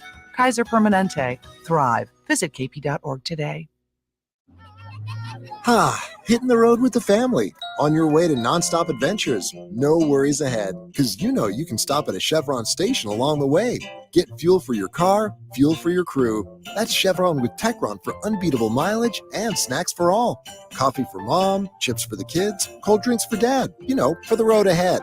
Toss in some laughs, out-of-tune singing, and a zillion "Are we there yet?" And you just made lifelong family memories. Chevron, together ahead. Streaming from the East Bay, A's Cast Live continues with Chris Townsend. All right, we're going to have to come up with a new thing here. Instead of everything I believe everything I read on Twitter, or everything I believe everything I read on the internet. I think the new one's going to have to be I believe every rumor I hear at the winter meetings. Did you hear a new one that I don't know about? No, you just gave it to me. That from Time. Yeah, it was from Time, like Time Magazine. I'm assuming it was a. Let me pull it up. Time Magazine is in the winter meetings business now. According to how is that possible? Aaron Judge unhappy, says he was a little upset when Brian Cashman revealed the Yankees' initial $213.5 million offer. Right, that's old news. But that's according to Time. But so Judge was upset. I don't know. Maybe that's what Bleacher Report sent it to me from Time Magazine. So it must be a big deal. And especially if Judge is going to be there. I mean, I don't know why people get all freaked out about that. Well, the reason is it's simple. It's because now Aaron Judge has to answer why he turned over $200 million down. And let me tell you, to the average person, especially when you're playing in the Bronx, I mean, you think about that. You got your fan base coming from these boroughs, and you've turned down $200 million. This is a hardcore audience, the Yankee fans. And people who are, struggling to survive, and you're turning down $200 million, it's not always a great look. So now you kind of put him on the defensive by saying, hey, listen, we love the guy. We love the player. We offered him $200 million. He turned it down. But you know what? That's the business. And if you want more money, and that's just a reality, I'm sure when these conversations happen at NBC Sports California, and they have the unbelievable talent that is the multi-talent of the great Brodie Brazil. I'm sure the contract negotiations are not easy. They're probably unpleasant, as Brodie deserves a lot of years and a lot of money, and you let them know that you deserve a lot. I mean, you're kind of like the Aaron Judge of cable television. I asked Stu to be my agent because he's done that before. Correct. Stu says, I will not be your agent. He can't get you enough? He's like, I have no leverage here. I've got a bad product to deal with. Good morning. How's it going? How are you doing? My first winter meetings. What do you think of our little world here? So you guys have a good setup. There's a lot of standing around here. Have you noticed that? And you guys are busy, right? But for me to get here and everybody's on the phone acting like something's going on. Scrolling, looking around. Yeah. And the other thing too is how many of us really only know each other from seeing each other, or conversing on social media or seeing each other on a screen or whatever. So then when you see somebody in person, it's like you get that weird, I know you, but I don't know you. And I know your face, but I don't know you. So there's all these awkward interactions, at least personally speaking. So there's a lot of catching eyes with people. And you're like, I do know you. Wait, we don't know each other, but I know of you. So Yeah, this is I guess if we get like some blockbuster news, if we get that Judge news, I'll be interested to see what this place looks like. But as for now until then, it's a lot of standing around. All right, so 2019, the winter meetings were here. Yeah. We were in the exact same location. Okay. Yes Network was in the exact same location. Yep. And that's when Garrett Cole signed. What was that like? Like a bomb went off. You would have thought the president of the United States was coming through, and here comes the Secret Service. I mean, it was. Was there a motorcade involved? It was pandemonium. So if the Judge thing goes down, it will be huge. I know you got a lot of people that from NBC that are here about our that. Giants side. Hey, how do we feel about all this? Let's just be honest. Do we care? Do we want him to be a Giant? Do we want him to stay a Yankee? Do we want him in the opposite league? Just get him out of that. Do we want him in the Bay Area? Is that just another shadow we're going to have to live under? Yeah, for, I don't want him in San Francisco. Let's be honest. I don't want him there. He's 31, though. He's not going to last 15. But I don't want he's going to dominate the coverage for like the rest of our career. 100%. 100%. Because we will retire, right? Actually, I probably won't. No. I got to. If Korak's not retiring, I'm not retiring. I look at it to where the last thing I want to do is everything about every moment, everywhere I go. I don't want to be about the Giants and Aaron Judge. Yep. I like it when the Giants are not good. Can I tell you my biggest disappointment so far? I tried to secure a Rob Manfred interview. How'd that work? One sentence reply from Major League. Actually, 2 sentences. I think the first one was cordial. Thank you so much for your interest. We appreciate you coverage. The commissioner will be unavailable. That was how many words? The commissioner will be 5 words. Well, what would be great is you've been doing a great job, by the way, with your YouTube channel, interviewing the potential mayors. Yeah. And now we have a mayor. Sheng Tao. Yeah. So how do you feel? You've got Lauren Taylor was the favorite. Right. And Didn't win. He actually had more, if I'm correct here, more votes, but in ranked choice voting, that's not the way it works. It was so tight. Like most first place votes, but he didn't win the Heisman. You know what? I never thought about it that way. Right? But it is, and that's why it took, more than a week to figure and sort all this out. I mean, and it really was razor thin, the margin of how she won. But look, that's the way it is, and that's what happened. Everybody's asking, so what does that mean for Howard Terminal? First off, we should all establish Oakland has some other issues it needs to resolve, and a new mayor or just any mayor has a lot of responsibilities in that. But as for the piece of the pie that we care about, the ballpark, the negotiations, so she's somebody who's not even been in the conversation, in the direct dealings with the baseball team and the city. She's allowed staff to do that. That's how all city councils members are. But now when she gets to the point of being mayor, she will be hands-on. So it's yet to be seen how exactly she will guide this. Obviously, Libby Schaff did a lot of the heavy lifting to get the process and the project to at least where it is now.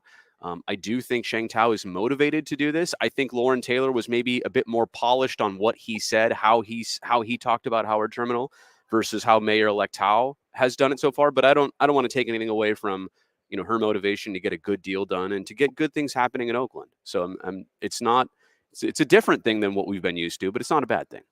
One thing that's really interesting about this, and a lot of people, you may not know, you don't care. Brodie's been doing a great job keeping you updated on this. Hang on. You keep going. Hang on. So has Casey Pratt. Our buddy Casey Pratt's done a great deal. Yeah, bust that out. Most people have no idea what here in San Diego. Anybody know what this shirt is? But to us, this means something. Anybody know what Howard Terminal is? Nope. They don't know. Infrastructure money. Oh, yeah. Infrastructure money. It's a sexy conversation, by the way. It's playing a really big, because the money that's going to be for this project, if the project doesn't go, right, they don't get to then say, well, we're not going to take this infrastructure money and we're going to go somewhere. No, they lose the infrastructure. It's scholarship money. Like, I'm giving you the money to go to pick a fancy school. San Jose State. Harvard of the West. I think that's only about $5,000 a year. But okay, but I say Stanford. Well, now we're up the road a little bit. All right, what is that? $40,000. So I say, Townie, if you're not going to be a Cardinal, I'm taking that. If you're going to go to San Jose State instead, you can't pocket the $35,000 a year and use the 5 for tuition, you have to use it for the ballpark and the project. I should take it back. This is not necessarily only for the ballpark. This is for the neighborhood. So you're right. And the only criticism against Oakland is that they've been working hard to get these grants from the state and federal levels. And, was their time better spent elsewhere? Was there an opportunity to work on other things? But this is important too. And I think the bottom line is this is the hard way to do it, to ask the federal government and the state for money. But this is happening, and it's made progress. It's still got a ways to go. But this is the biggest bottleneck right now of how they're going to pay for everything surrounding Howard Terminal. 2 things. You mentioned, we talked about the commissioner a second ago. Gary Bettman of the NHL showed up to a city council meeting in Tempe when they had the vote last week to get the Coyotes their new arena in Tempe.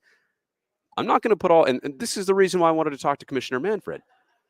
At some point, will MLB, I'm not even saying take sides, but will they put a little bit of muscle into this conversation? Will Rob Manfred show up? And maybe the time has not yet come where it's necessary.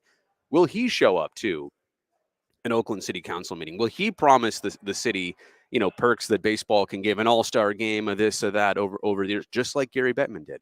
I thought that was very interesting that one league literally showed up for its team, in a big vote, and we've yet to really see MLB jump behind, obviously, what the A's have been pushing for in Oakland.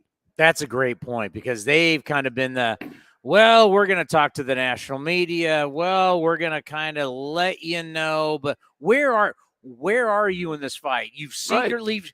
I mean, I can tell you Manfred has secretly shown up for meetings in the Bay Area when I've known he's going to be in town at different times. I mean, you're talking about don't show up to the Jack London offices secretly.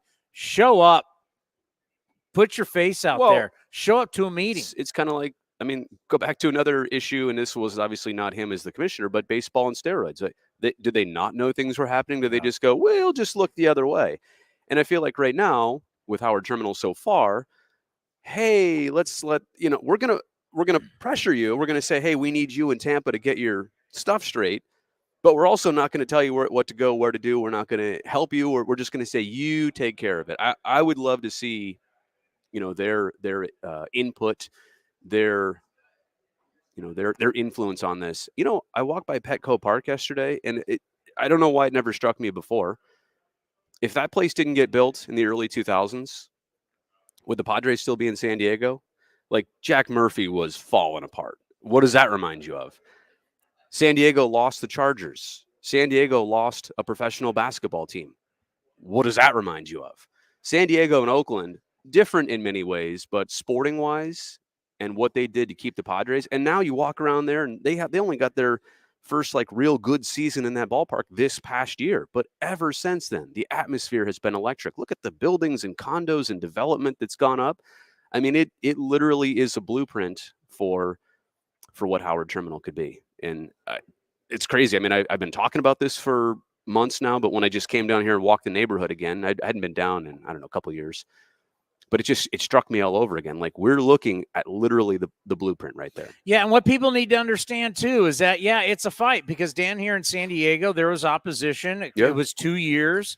It's the reason why Tony Gwynn never got to play in the stadium, because it got pushed back 2 years. Right. But the reality is the gas lamp was always where the Super Bowl parties would be. Right. But once they built Petco, it completely changed downtown. Right. So when you have, and I read the stuff coming out of Oakland, and I hear what people say, but it's like, you want to go, okay, if you don't want to just look across the bay at San Francisco, right, this is a place that you can look at to say, okay, what happens if you build a new ballpark? What happens if you go all in, you make that commitment? This is a great example of what can happen to your downtown, to Howard Terminal, to that whole area. I mean, the fact that you'd be building on the port, which was never really thought of as a possibility, what that could do for the city. It's hard to even get that approved. And quite honestly, that part of this process has already happened. The approval, the land designation, the hardest parts of this are already in the bag. You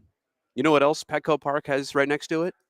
Dare I say, train tracks. Oh my goodness, that's such a problem. I walked across them today. That's such a problem. And look, that is something the opposition just has as a tactic or whatever, and it's been talked about.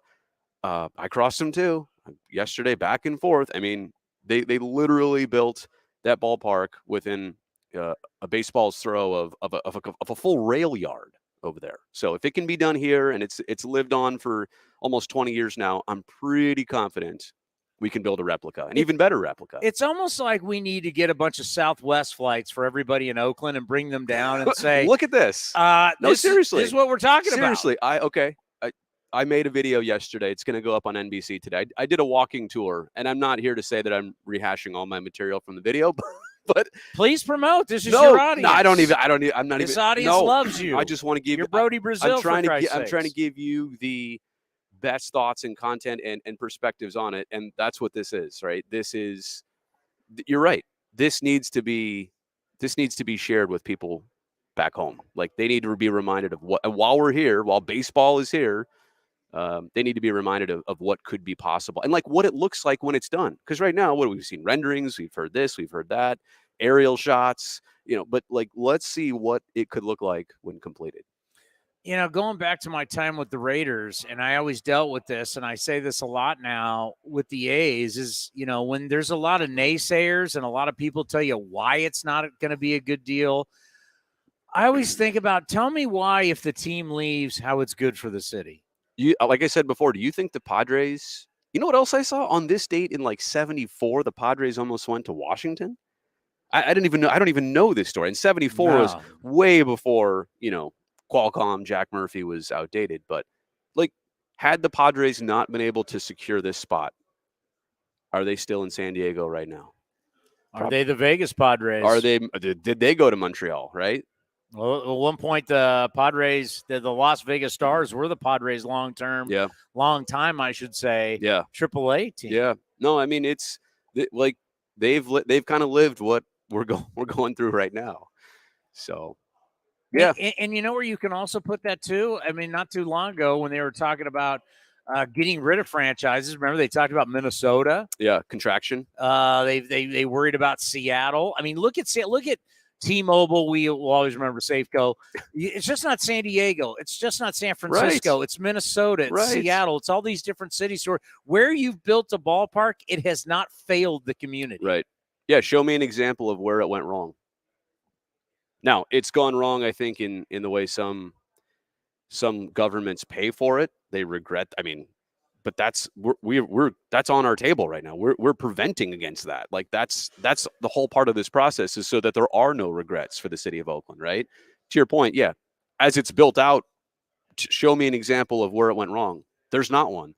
It has gone wrong, I think, financially, but that, again, that's why this is taking longer to get right, so that we don't have, that issue in retrospect. Is there anything, since you've been really on this and investigating this, is there anything that's out there that is just completely false, but the people who don't want the ballpark to happen just keep hammering this, that we need to educate people on? Yeah, there's been a few things, but they change over time, right? At first it was the port can't survive if you take away these 55 acres. And then, like, federal or regional judges say, no, that's actually not true. Or the Port of Oakland says, no, that's actually not true. And then it's, well, the train tracks are in the way. And then they say, well, we can safely mitigate that. We've got examples. And then they say, it's going to take away money from Oakland schools, or it's going to raise your taxes if you live in Oakland. And that's like, no, that's what an infrastructure tax district is. Like, it's going to pay for itself. So it's been one thing after the next, to be honest with you. I can't even pinpoint one. So it's kind of a moving target. But the good news is, and I'm telling you this, for those who are watching and saying, oh my gosh, is this going to be another multiple years? I mean, I don't know the answer, but I'll tell you this. Look in the rear view. Look how much progress has been made. 2 years ago, this was not even on the table. I mean, Howard Terminal was not a discussion for the Oakland City Council, for Alameda County Board of Supervisors. It was nowhere near important places. And now it's on their doorstep. And it's been there for a while. I mean, it is frustrating to see, like, go back to the NHL. Those Coyotes get a brand new arena approved in a matter of months. Here we are years later. Oh, the Titans have a new football stadium that's going up. I do understand the comparisons and the frustration in that. But at the same regard, Doesn't matter 10 years down the road, if and when this place is all done, you will forget. You actually will forget how long it took. You'll remember it, but it won't rub at you the same way it does right now. And when you talk to people like Dave Stewart, who is so involved now because of what his project with Nashville and the Nashville Stars, they will get a team when we start doing expansion in baseball. As we've talked a lot about on this show, baseball wants to go to 32 teams. But Dave, who cares so much about Oakland, he's from Oakland, he's from that area right around the Coliseum, and it means so much to him to really, when I'm doing the show with him and I'm kind of picking, when I'm filling in for you and I'm picking his brain, I mean, he really fears for Oakland if this doesn't go. Yeah. I mean, I think, people ask me, what would you do next? Heck if I know. I don't really know. I've tried to even not let my brain go there. But I think what you do realize is that if it goes away, it's just not coming back. So that should be the number one thing that, that scares people. And I mean, even in the trends of people say, well, how's it going? I haven't heard anything in a couple of months. You kind of feel the trends of, well, I think it's getting better, or some milestones happen, or, you hear about maybe the fact that Sheng Tao used the word unraveling at one point in terms of the city council side of viewing a deal and things moving forward. So, no, it's drug on so long that I think people do get lost in the magnitude of it occasionally. And that's not good, right? Because you get numb to it. You get numb to this conversation we're having.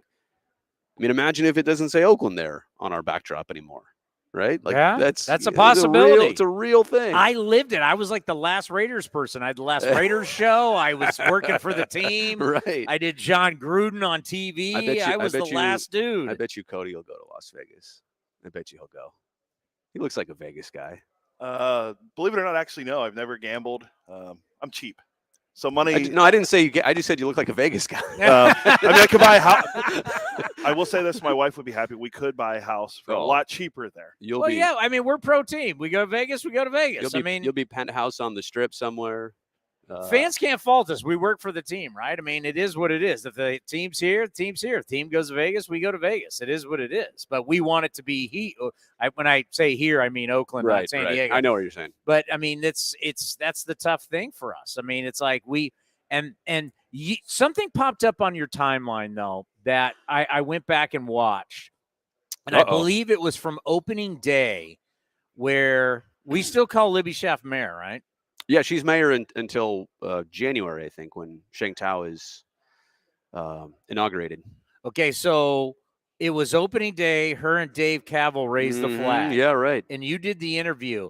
She was kind of at one point in the interview a little perturbed, and not with you, but no, probably with me. No, she was spot on. She didn't want the city council to be able to pass the buck anymore. Right. If you go back and watch it, and I watched the whole thing, and she says this, she goes, listen, they all have full-time jobs. They have full-time salaries. Now, full-time jobs as city council members. They've got full-time salaries. Right. They've got a staff to help them They have out. a full staff, and they've got everything. They've got all these different people that they can go to. She called them experts that they can go to help them educate them. That's true. For Howard Terminal. So here was the mayor on opening day that said there's not a city council member that can play this they don't know, because they're paid to know. They got people who are paid to know around them, and they have access to experts who are being paid to give them the knowledge. So when I look at this new mayor-elect, I've heard the interview. I watched the interview with you, and she's played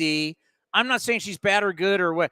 She's played I haven't been a part of negotiations. That takes me back to what Libby Schaff said. No, your staff, you've had ample people around you and information. You should know everything. You shouldn't have to circle back and figure out anything new.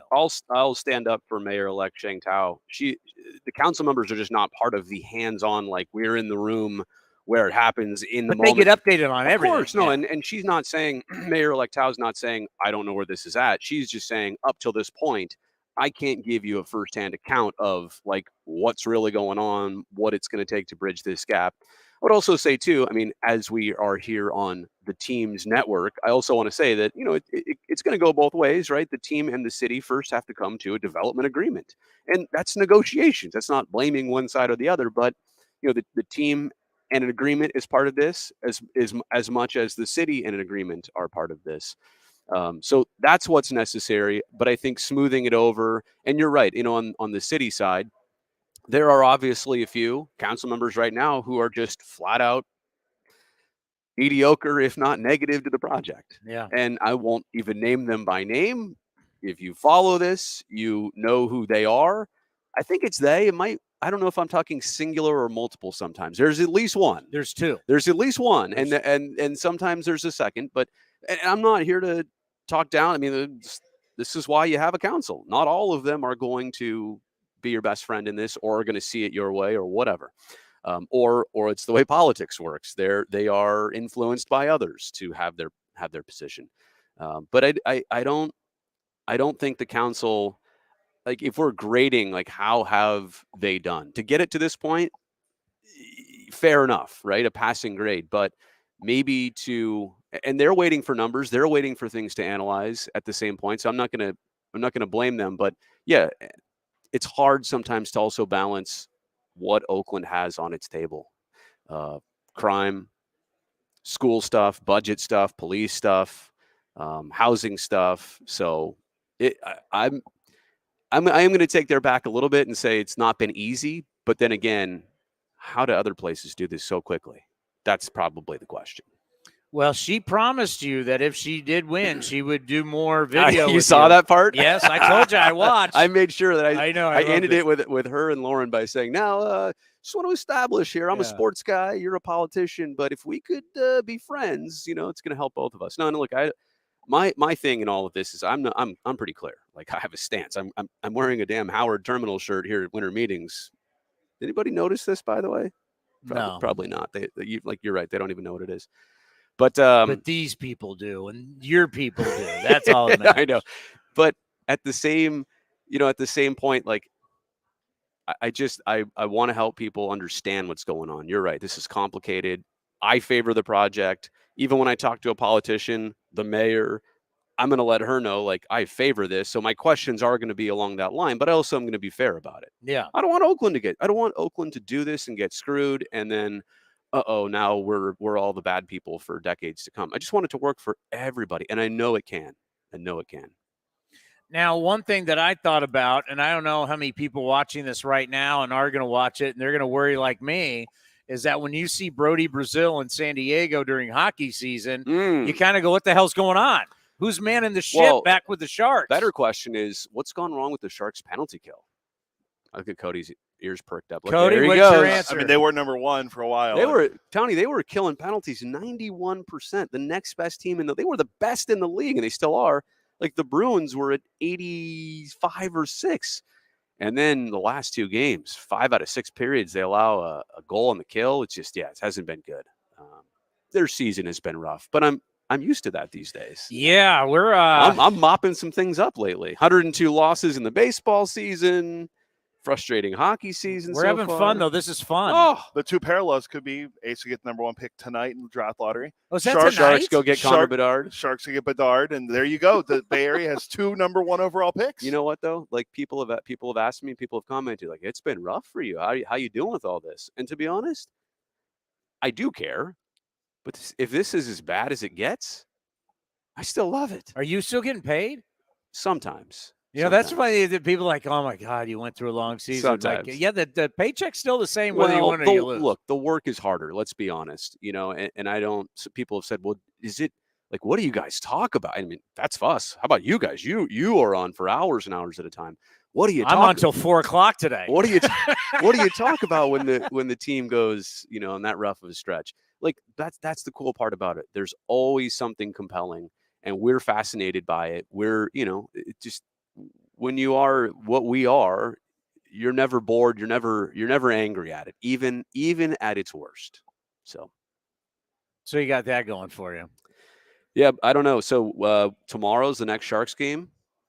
Uh-oh. There are some flights that are between me and Laura Britt, who's here covering the Giants. Because she's your backup. She's number one backup on that. So I don't exactly know how it's. I'm supposed to not do anything tomorrow, but if there's some Giants responsibilities, I might be over at the airport a few hours earlier. I don't know. I have no clue. I mean, there's a third person involved in this backup. An hour before they drop the puck. How about this? Could I do it remotely from here? Let's do broadcasting of the future. You could totally do it. We could set you up. I'll hop on Zoom and excuse me, WebEx, and you could easily do it. Actually, the WebEx stuff that I do for the hits room, I have it in my. Do you really? I have it in our gear. Well, you could do it from right here with the A's background. It's keep it in the family. Well, the baseball season where I did 60 pre and post game shows from my house. I mean, don't get me wrong. I love hanging with Stu and Shooty and Bip, but it was nice. I liked being in board shorts in my little home studio, and I could be in the pool like 50 show ends, see you tomorrow, A's win 5-2. I could be in the pool 15 minutes after I turn off all the lights. It's great. Yeah. Two things. Yes. Dave Stewart's coming on at 2:30 because Stu's here. Oh, is he coming by? Yep. There. Just talk to him. Sharks news. Aaron Dell back to the Barracuda. Yeah. The goalie acquired in the Brent Burns deal called up. Really? So there you go. There's your Sharks update. Wow. That must mean James Reimer's more injured than we thought again. Sharks pregame live tomorrow at what time? I don't like this because I'm here now distracted. Cody's telling me Sharks news. Well, because right now you're baseball Brodie. Yeah, I know. There's baseball Brodie. There's hockey Brodie. Hat. I'm Howard Terminal, Brazil right now. And there's stadium Brodie. I don't know. Honestly, going back to what I'm doing here. Sure, I talked to Cox yesterday a bunch. I talked to David yesterday. Going to do another thing with him today. But As for our team this year, our baseball team, I think it's pretty well. Like we can see what are the questions here? Does Murph get traded or not? Is Laureano around? How long or not? Whatever. A couple injuries, but we're pretty set, right? Well, are we pretty set? We asked David yesterday. We said, "Tell me how you get better at these meetings." Yeah, right. What's going on? And he told us that there's multiple contracts. That offers that are out to free agents. So everybody's sitting here. Yeah, we're talking Aaron Judge, we're talking Turner, we're talking Correa, but there's a lot of guys out there looking for jobs. And as I mentioned, Brodie, there's like two ponds. There's this big pond with the big fish, and then there's the smaller pond. Yeah. But there's good fish in there. Right. But it was closed last year because during the lockout, we weren't able to really fish there. To do any of that, yeah. We're able to go back and fish in this pond again, and that's where we do our damage. But what are the Oakland A's here to get out of this? Minus maybe seeing what other teams would be interested in. Like what are we doing? We don't have a lot. We don't have a lot on the agenda. You could be acquiring at the corners. Maybe. Could be another outfielder. Caprillion now with shoulder surgery. You're gonna maybe another starter. Always bullpen. We need more. We need more power arms in the bullpen. There's plenty of stuff that you could do. Acquisitions, you're saying, or are we promoting from within? Oh no, acquiring. Yeah, in acquiring mode. We're not offering 11 years to anybody. Which, by the way, after I couldn't believe Trey Turner got 11 years. I was asking everybody, where are you going to be in 11 years? I mean, Can you imagine that type of job security is 11 years. Tony, I've been working at NBC or whatever it's always been called. I think I'm coming up on 14, and I'm like, wow, this is I'm proud of the number. You're last of the Mohicans of the original crew, right? That is true, but 14 is close to one of my point is like think about that deal for him. He is set for 11 years. To your point, what were we doing 11 years ago? What year was that? God, I was 40 2011. years. Thank you. Okay, yeah. I was scared. I was doing scary math. I was 39. I mean, that was a long, long time ago. My kids were still young. Yeah. I was married. I wasn't even married the first time then. Yeah, you were. He was even in his first marriage, wow. Let alone into his second. Two lifetimes ago. And then I asked him yesterday, 11 years from now, how many more marriages will he have? Do you think, though, like we're saying this from the side of A's will never do this for anybody. Did you want them to do that, though? Like, no. Let's say you could line up one of whoever your favorite was of the last 10 years. And I'm talking about you. I love Chappie. I love Ole. I love Chris Bassett, whatever. I wouldn't do it. No. And that's something Too I've always said on the postgame show, root for the name on the front, not in the back. And I know everybody wants I want the jersey of my favorite player. I'm like, would you want Miguel Cabrera? Think about this. He's now, I loved it where he goes, well, I think this is time to end it. Well, after this year and I get 32 more million. It's been 7 bad years. Right. It's been 7 bad years. I need to milk this one more time. I mean, do we really? It's kind of been a blessing that we haven't been forced to give one of these bad contracts because none of them have aged well.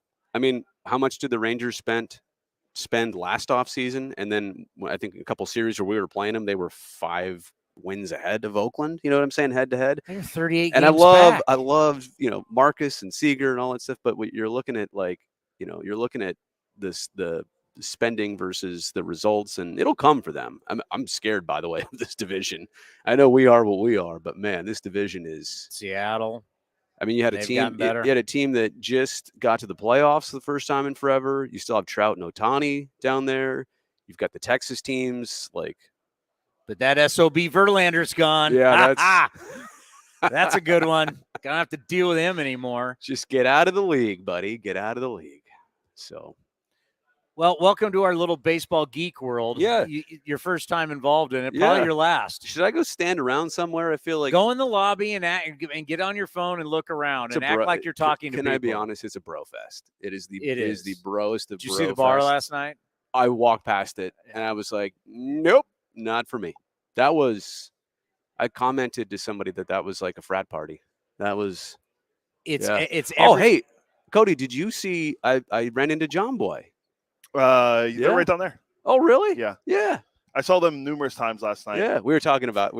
It's funny too, because like I said, you see so many people that you know or know of or whatever, and you just have that moment. You're like, oh my, it's so weird when you're not on a screen. You're right here, But yeah, old media, new media. I mean, thanks, Draymond Green. We were hanging out with Bruce Bochy at the bar with us last night. Yeah, I talked. Dusty Baker walked by a restaurant last night. We were at Lou and Mickey's of Steakhouse over by Petco Park, and Dusty came walking by, waving to people. It's everybody. If you're in baseball, you're here. Nothing beats when we ran into AJ Hinch, though, a couple of years ago. Oh yeah, we're banging trash cans behind him. It was really uncomfortable. It was uncomfortable for him, not for us. But it was uncomfortable for him. He would literally get fired right after that. We were at the end of AJ Hinch's Astros career. 2009. Oh yeah, Cody was getting drunk with David Ross in the bar in 2019. Rossi became our good friend. It's amazing who you run into when you're here. If something happened to this hotel, I mean, I don't want to say bad things, but what would baseball do? How would baseball coverage would be over. Anybody who covers, I feel like anybody who covers baseball is here right now.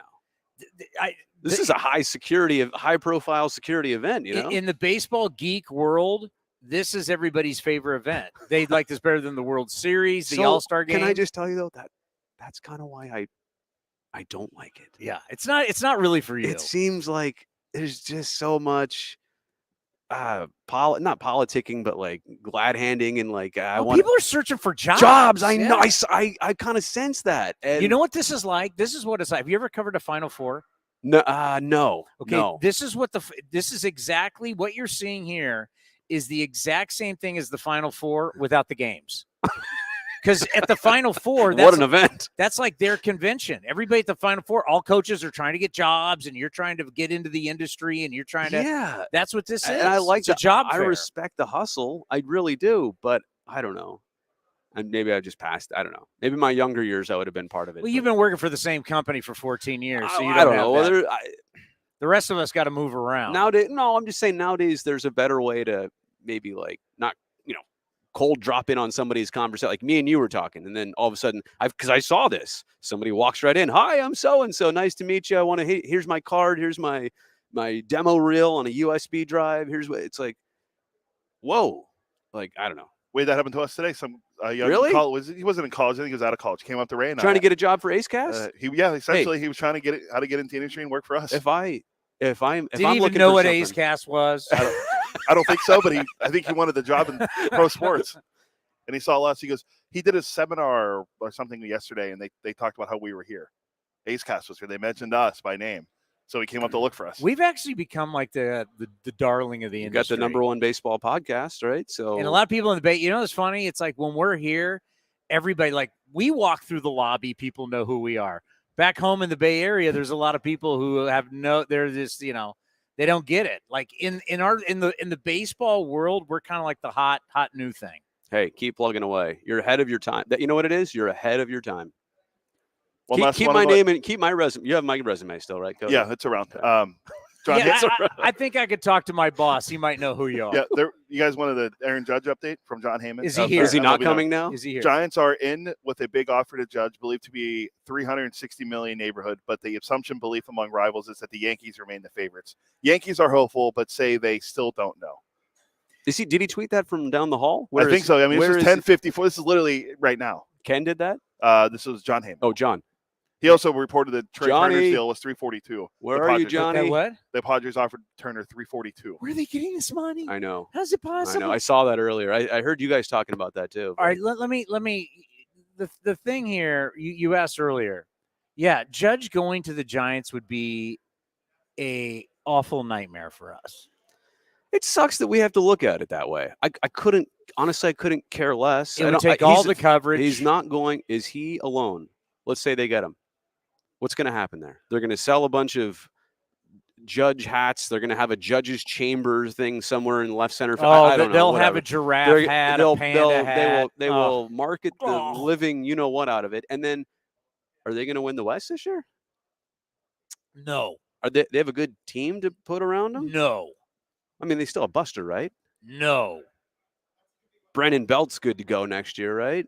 No. Marvin Bernard's not walking through that door. Jeez.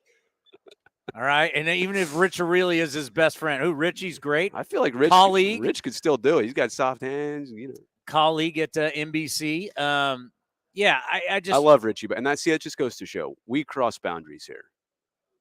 Talked to Bruce Bochy last night. I love Tim Flannery. A lot of the Giants people that I've met firsthand over the years, great people.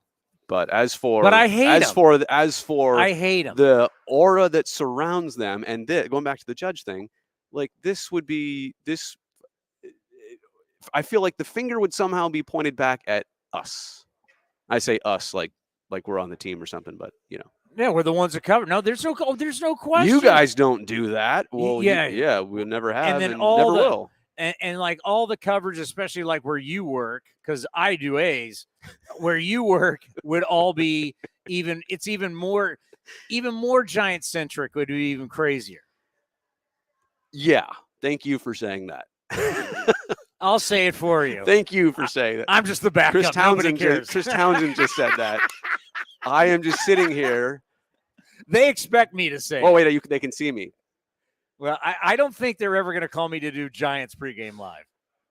That's, you know what? That's why even me being here, if something happens on Wednesday with Judge and I'm the only one here, they'll be like, you know what? We'll figure something else out. Don't you stay away from it. I know that's the biggest deal here. You know what? It's crazy that like Sean Murphy literally is the second biggest deal here. Well, right now, all the early news Twitter today is Sean Murphy. I keep looking at Twitter and there's two things trending. Judge, the Padres earlier, and look, there it is. Well, Soto is trending. Okay, Jeter's trending, but there it is. Sean Murphy right there. Yeah. This is the world. What's he trending for? That's the new thing in our world. What's he trending for? I'm so over it. Thank you for stopping by. Absolutely. Good luck on your exclusive with Rob Manfred.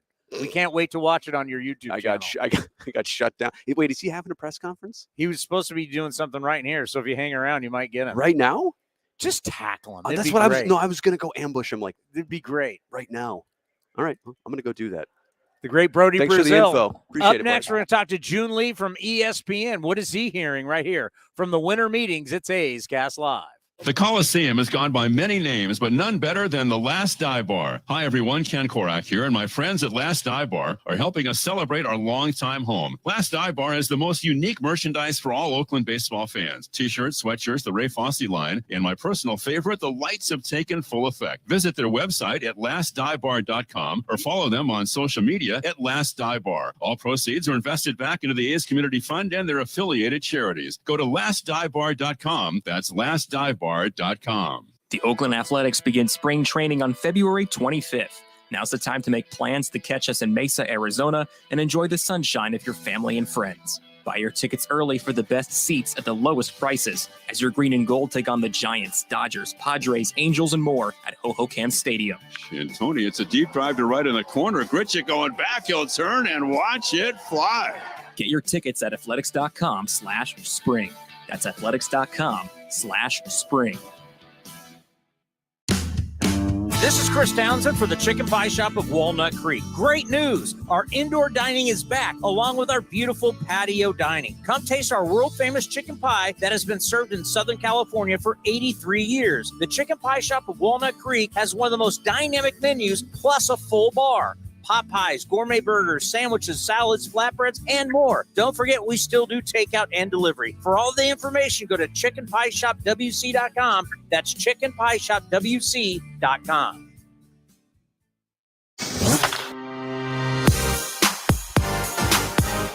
Senior writer for MLB Pipeline Jim Callis stopped by A's Cast Live and discussed the prospects he likes in the A's farm system. I like Ken Waldichuk. I think he's a little unheralded. I think Tyler Soder, like Shea Langoliers got there this year. I really like Shea Langoliers. I think having Shea Langoliers makes it easier to let Tyler Soderstrom do what he does best, which is hit. And it's always tough when you have a really offensive-minded catcher like Tyler was, where if you catch him, it detracts from his hitting because of the time you have to devote to catching and then the physical toll. So I think they're going to get more out of Tyler Soderstrom's bat. To listen to the full interview and much more, go to athletics.com/A'sCast. Humanity has accomplished a whole lot so far. We created penicillin, the automobile, and the internet, not to mention drones, duct tape, and the hot dog. It's all thanks to the power of human connections. And Ring Central's here to make that even easier, more seamlessly and securely on a platform built to grow your business. Say hello to a whole new way to say hello. Visit ringcentral.com and say hello to possibilities. Ring Central. Message, video, phone, together. If you're looking for a new mattress, Nest Bedding has you covered. Sleep on the same mattress Hall of Famer Ricky Henderson sleeps on. Nest Bedding is a national brand with family-owned prices and service. You can shop at one of their Barrier locations, and all stores are sanitized and safe, or you can navigate their easy-to-use website, nestbedding.com. That's nestbedding.com. Green and gold fans, use the coupon code Oakland, and you'll get 10% off your entire order. Nest Bedding, love where you sleep. Some things just go together. Peanut butter and jelly, cookies and milk, Oakland and Kaiser Permanente. If that last one caught you off guard, it shouldn't, because Kaiser Permanente has been helping keep Oakland healthy since our very beginning. And as the official healthcare partner of the Oakland A's, that won't be changing anytime soon. Whatever you may need, you can trust Kaiser Permanente to help keep you feeling your best. Kaiser Permanente. Thrive. Visit kp.org today. Coming in at 5'3", it's #1 mom. She switched to Xfinity and got the all-new 3-for-1 bundle. Unlimited internet, streaming, and Xfinity Mobile. All for what you could pay wireless companies for just one 5G unlimited line. Boom shakalaka. Go to Xfinity.com/3-for-1, call 1-800-XFINITY, or visit an Xfinity store today. Limited time offer, restrictions apply. Xfinity Mobile requires post-pay Xfinity internet. After 24 months, regular rates apply to all services and devices. Unlock offers and receive exclusive in-game features by downloading the MLB Ballpark app for iPhone and Android today. Plus, get the latest information on game times, schedules, and more. A's Cast Live continues from the town. Here's Chris Townsend.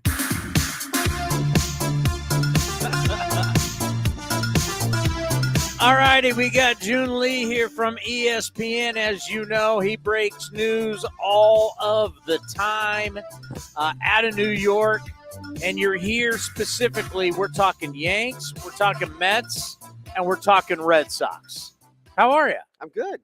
You know, busy time. I was up late last night. I'm on East Coast time. So, like, I went to bed at, well, my brain thinks it's like 4:30 in the morning. So it's, you know, catching up on sleep and getting over the time difference. So right now, you know, before really things get heated up for you, DeGrom gone, goes to Texas.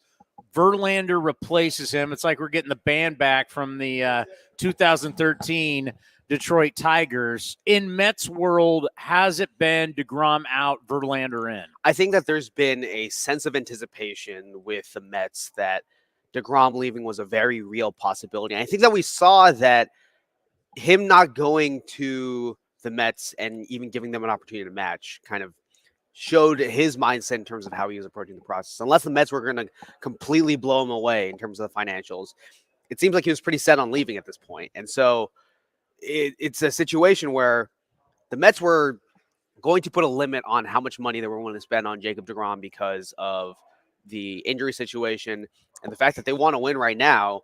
And Jacob deGrom, it's kind of a wild card. You don't know how many games or how many starts or how many innings you're going to get from him at any given point. I mean, every single start that Jacob deGrom had at Citi Field or in a Mets uniform over the course of the last couple of years, there was just a sense of anticipation, like this could be the end of the season for him. Like every single time he took the mound, there was just a sense that it could be over. Exactly. Yeah. So I think that there is a sense of stability bringing Justin Verlander in, who obviously had the Tommy John surgery, a little bit older. He's older than Jacob deGrom, but in general has stayed healthy throughout the course of the season, and obviously won a Cy Young Award last year. So where are the Mets now? What I mean, you got Bassett out there. We love Chris Bassett. He's a character. Oh, he's the best. He's a loose cannon sometimes. He is the best. You're going to know how he feels. Yeah, exactly. That's what you want as a media member. And he's a prankster, and we've known Bass for a long, long time. He's one of the few guys that talks to the media on his start days, because there's always the ritual that the starter doesn't talk to the media. He's sometimes just sitting there before the game. He's just like, "Hey, what's up, guys?" It's like, "Aren't you starting today?" Yeah. Now, he's interesting. I mean, a lot of innings. I know and I hope he gets as many years as possible. But, the Mets are one of the teams that you say, okay, who's here to win now? Who's here to win a World Series this next season? And Uncle Steve's got that big checkbook. Where are the Mets now? What are they looking for now? They're in a position where Steve Cohen has basically told the front office that, the money is almost secondary.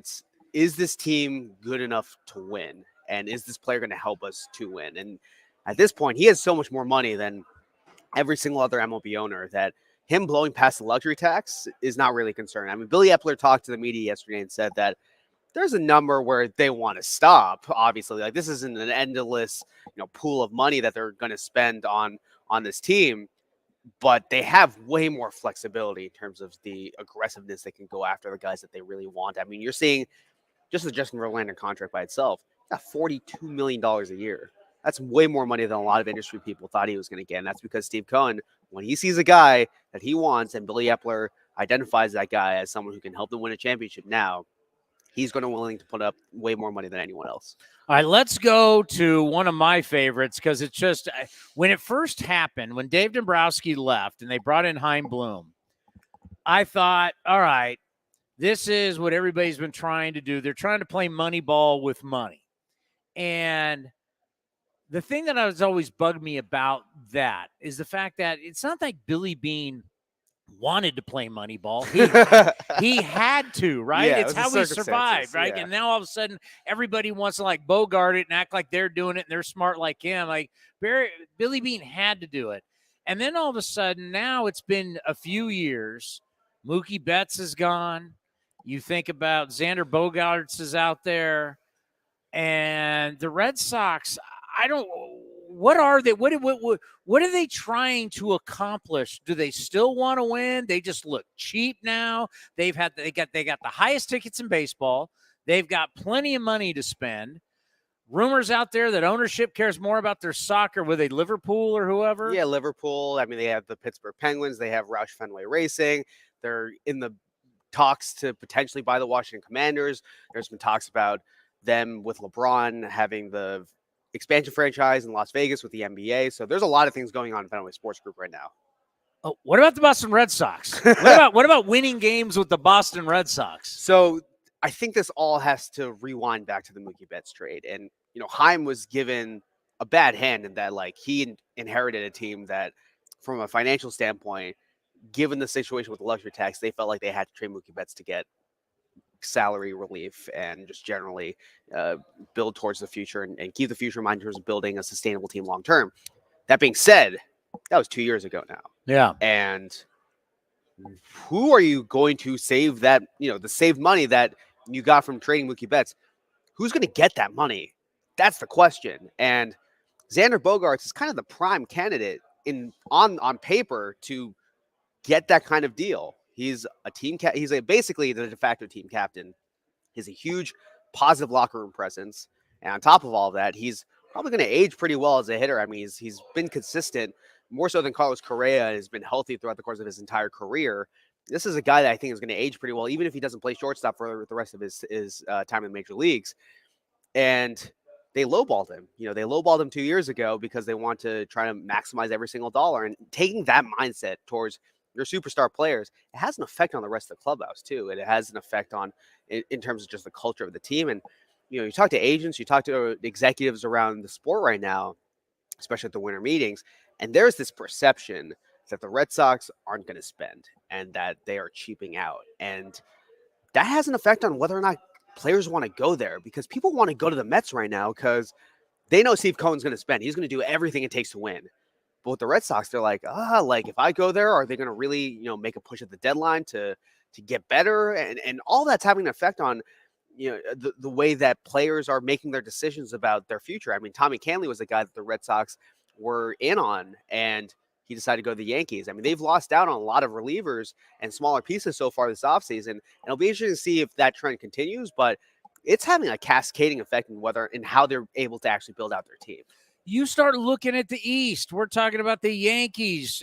Toronto is someone to deal with. The Rays are always tough. Baltimore's on the come now, right? I mean, it's like, what? It's the toughest division in baseball. What are you doing, Boston? Are you not in? I mean, it's crazy. Like, how long do you think can Chaim Bloom? Can he go another season where he's at the bottom of this division and keep his job? I mean, this ties back to the other big question, I think, too, about Fenway Sports Group and whether or not the ownership cares about winning in the same way in Boston with the Red Sox as they used to, because they have so many teams that they're taking care of. Maybe 10 years ago, if we're talking about a smaller Fenway Sports Group that just had Roush Fenway Racing and the Red Sox, I think that Chaim Bloom's probably on the hot seat in terms of whether or not this team finishes in first place, second place, actually makes the playoffs. If they don't do that, I think his job would probably be in question. The question now is, if the Red Sox don't make the playoffs this year, if they're not competitive this year in a really tough division, is Chaim Bloom going to keep his job? And the answer could be yes, because they might not care about winning in the same way as they used to because of all the other things going on in Fenway Sports Group. And so that's going to be a huge thing and a huge question that's going to have to be answered throughout the course of this season. It does, from a business standpoint, make sense, because owning all these properties, in the end, if you're thinking about what's the goal is to make the company as valuable and as rich as possible. And whether the Red Sox win or lose, with all the money that's coming in baseball, your value of the property and the money coming in cash rich is always going up. I understand it. I mean, they're thinking about the company versus the Boston Red Sox. Right, because with sports specifically and with baseball, the value of the team goes up in the abstract over the course of 10, 15, 20 years. Year to year, you're not making like a ton of money in terms of your profits because you're spending so much of your money back into the team in terms of investing in the players. The money that you do make is more in the abstract. Like, you're knowing that the valuation of your team is going up because Major League Baseball, all these sports teams are going up in value. And so there's the question of, the question of sport, not just with the Red Sox, but do I even have to spend money in order for me to get back my investment as a business person? Some people care about winning. Steve Cohen clearly cares about winning. He's investing a lot of money. He's probably, he's spending way more money on players than any other team. But there's a lot of teams that can cheap out on the payroll and still have their franchise value go up in the abstract in the long term. And owners can sell their team in 5-10 years without having spent a ton on a year-to-year basis. And you can add up the profits and then also take in the profits of, how much your franchise valuation increased as well. So that's one of the biggest things I think is happening in baseball right now, where there's a lot of owners who are willing to, get the profits year to year and not spend a whole lot on the on-field product, while also reaping in the value of the cash of your franchise value going up in the long term as well. Yeah, well, these guys all just collecting a new check for $30 million from Disney for the BAM stuff. I mean, they're cash rich, and if you're believing the reports on the Padres were in on Trey Turner. It's like, how many $300 million contracts can they have and still have to do with Juan Soto? I don't know. Let's go to our right is the Yes Network. Same as 2019. Garrett Cole signed this place. They were in the same spot. We were in the same spot. Like a bomb went off. Now a lot of question about Aaron Judge. Is he coming to town? Is he going to be here? Is he trying to get a deal done now? Some people have thought after Christmas. What are you hearing about Aaron Judge, Yankees, Giants? I think that we're going to find a resolution around Aaron Judge's situation by the end of the winter meetings, by the end of tomorrow. Wow. That's the current word on the street. That could change. But that is what people currently think, partially because the word is that Aaron Judge is going on vacation in a couple of days, and he wants to know what team he's playing for after that, before he actually goes on vacation and disconnects with his family. Well, we would not want to disappoint him on his vacation. How rude that would be. It is ultimately his decision. He's in control of the timeline here. But one of the things that Brian Cashman was talking about yesterday in regards to Aaron Judge is that he's the focal point of their offseason plan. And they can't really make any other decisions about the direction of the team other than signing a guy like Tommy Kahnle, a reliever who's marginal on the budget, because Aaron Judge is going to cost so much money that they don't know how to allocate money, the contingency plans if he doesn't sign there. And so they have to wait till Aaron Judge makes signs. sense. Yeah, it makes a ton of sense. And so Judge has talked about how when he makes his decision, he wants to make sure that he's not holding up his new team, the Yankees, the Giants or whatever from building long term once they do sign him. And so I think it's going to get resolved sooner than later, but it is a fascinating situation because I think there's a lot of variables here in terms of what he values and what he actually wants out of his playing career. I still have a hard time believing you're going to come out west because Rich Aurelio was your favorite player. And you want to be on this wall of fame with the Giants out by McCovey Cove when you have this legacy of New York, not a plaque, but you're going to get a monument with guys like Ruth, Gehrig, DiMaggio, Reggie Jackson, Derek Jeter. That's your legacy. You're going to give that. I just have a hard time believing you're going to give that up. I mean, if the Giants do sign Aaron Judge, they should bring Rich Aurelio in and make him put on Judge's uniform. Almost like the green jacket at the Masters. Exactly. Rich Aurelio of all people. Anyways, it is. I think that's a huge factor in this because the Giants are going to want it. They're trying to sign Aaron Judge. They're going to throw all the money that they have at Aaron Judge. Whether or not the Yankees match that is a question.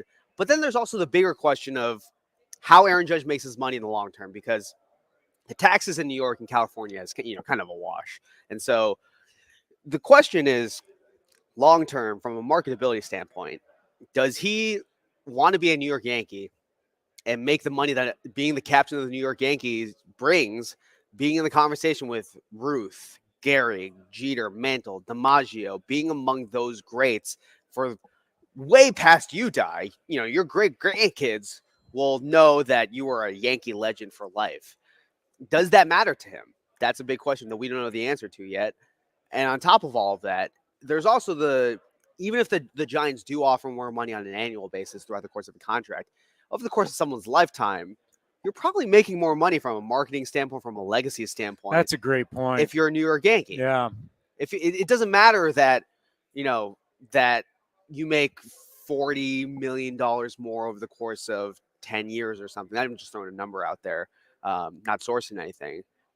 But over the course of your 40s, your 50s, your 60s, your 70s, like, you're going to be Aaron Judge, lifetime New York Yankee, captain of the Yankees.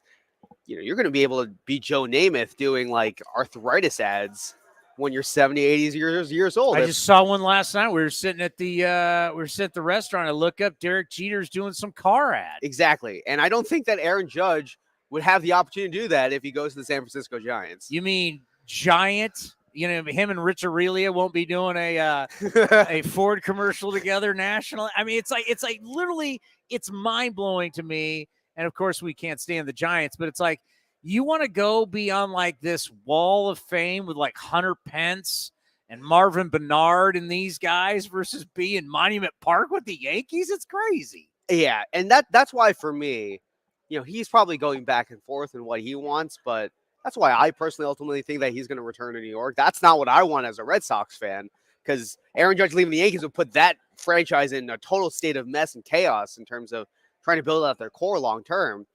But I think it's hard to imagine. I mean, Hal Steinbrenner is personally going down and being like, this is what your future is going to be. Hal Steinbrenner doesn't do that for anybody. He doesn't one of the biggest criticisms he gets is that he doesn't nearly care as much about winning as his dad did.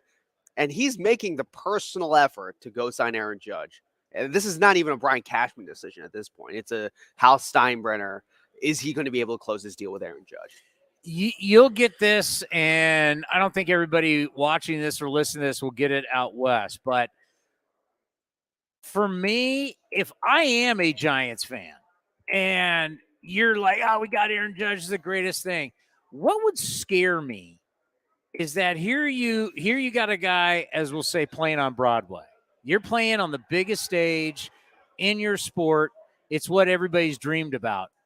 And if this guy walks away from that kind of scares me.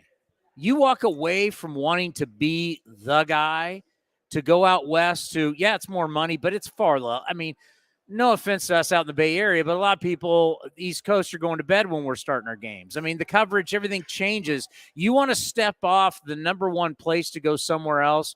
For me, for you as an athlete doing that scares me. Yeah, I mean, that's also the question with Aaron Judge, too, is that he's struggled in the postseason. He was not good this year. And I think that there's a level of pressure that also comes with being the captain of the New York Yankees, the legacy, carrying on all of that. And so I'm very curious. I think it's going to be very revealing of so many things about Aaron Judge's values and what he wants out of his life. Because, some people want to do that. Some people don't. And it is what it is. Well, I'll say this, too, and for all the Bay Area people who hate that I'm using let's take Joe Montana. It's like Joe Montana and the greatness and the dynasty of the 49ers. Joe Montana going, I don't want the pressure with Bill Walsh. I want to go play for the Arizona Cardinals just for money. Or Steph Curry right now, leaving all the pressure of the demands of winning NBA titles with the Warriors to go back home and play in Charlotte. You would go, I've heard people in our market say, why would Steph Curry leave basketball heaven right now to go back home play in Charlotte? That's the exact same thing that Aaron Judge would be doing going to the Giants. Right. And it's different than like LeBron or whatever, because LeBron, in his prime especially, he made every single team he was on a championship contender immediately. Aaron Judge is not going to do that. He needs players around him to be on a championship team. And while the Giants have won more World Series since 2000 than the New York Yankees have, the Yankees are consistently going to be in a position to spend money to create a roster that will get them into the postseason, into October. Yankee fans aren't happy right now because they haven't won a World Series since 2009, but they're consistently in the playoffs every year. And all it takes, as we've seen with the Phillies and the Braves, you just need to get to October, and then you got to make sure that, you're hot at the right time, and anything can happen. So if Judge signs, and now that Turner is signed, the shortstop market is the big thing next, right? Because we're waiting. I mean, the other shortstop's got to be going, wait a minute, Turner got 11. So if Judge does sign, Turner's done. Who's the big next? Where's the big? I know Sean Murphy, our catcher's making a lot of noise out there about trading him. But where does the noise go once Judge signs? I think it probably shifts to Correa and Bogarts, because I think that those two guys are comparable and probably the contracts they're going to get. I mean, Correa has probably the higher top end talent, but he hasn't stayed healthy, and so that's a big question mark.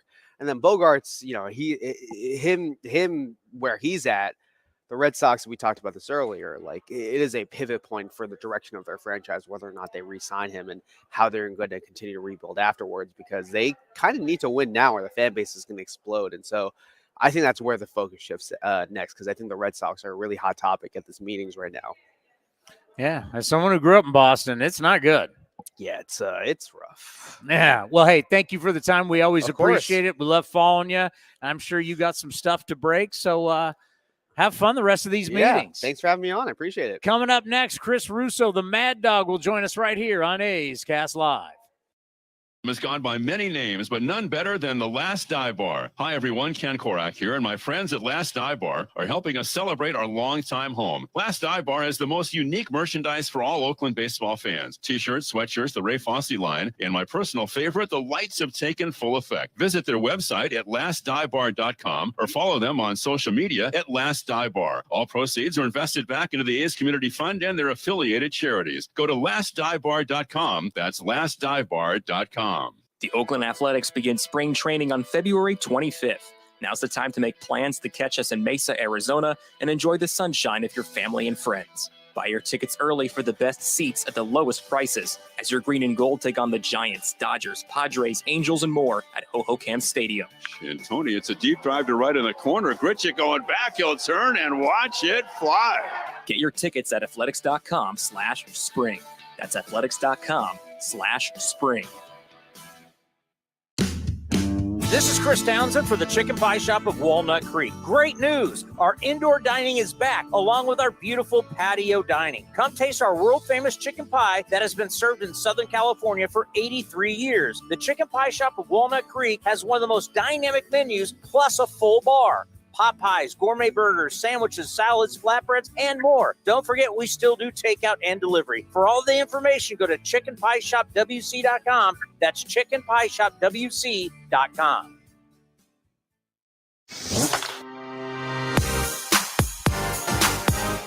Senior writer for MLB Pipeline Jim Callis stopped by A's Cast Live and discussed the prospects he likes in the A's farm system. I like Ken Waldichuk. I think he's a little unheralded.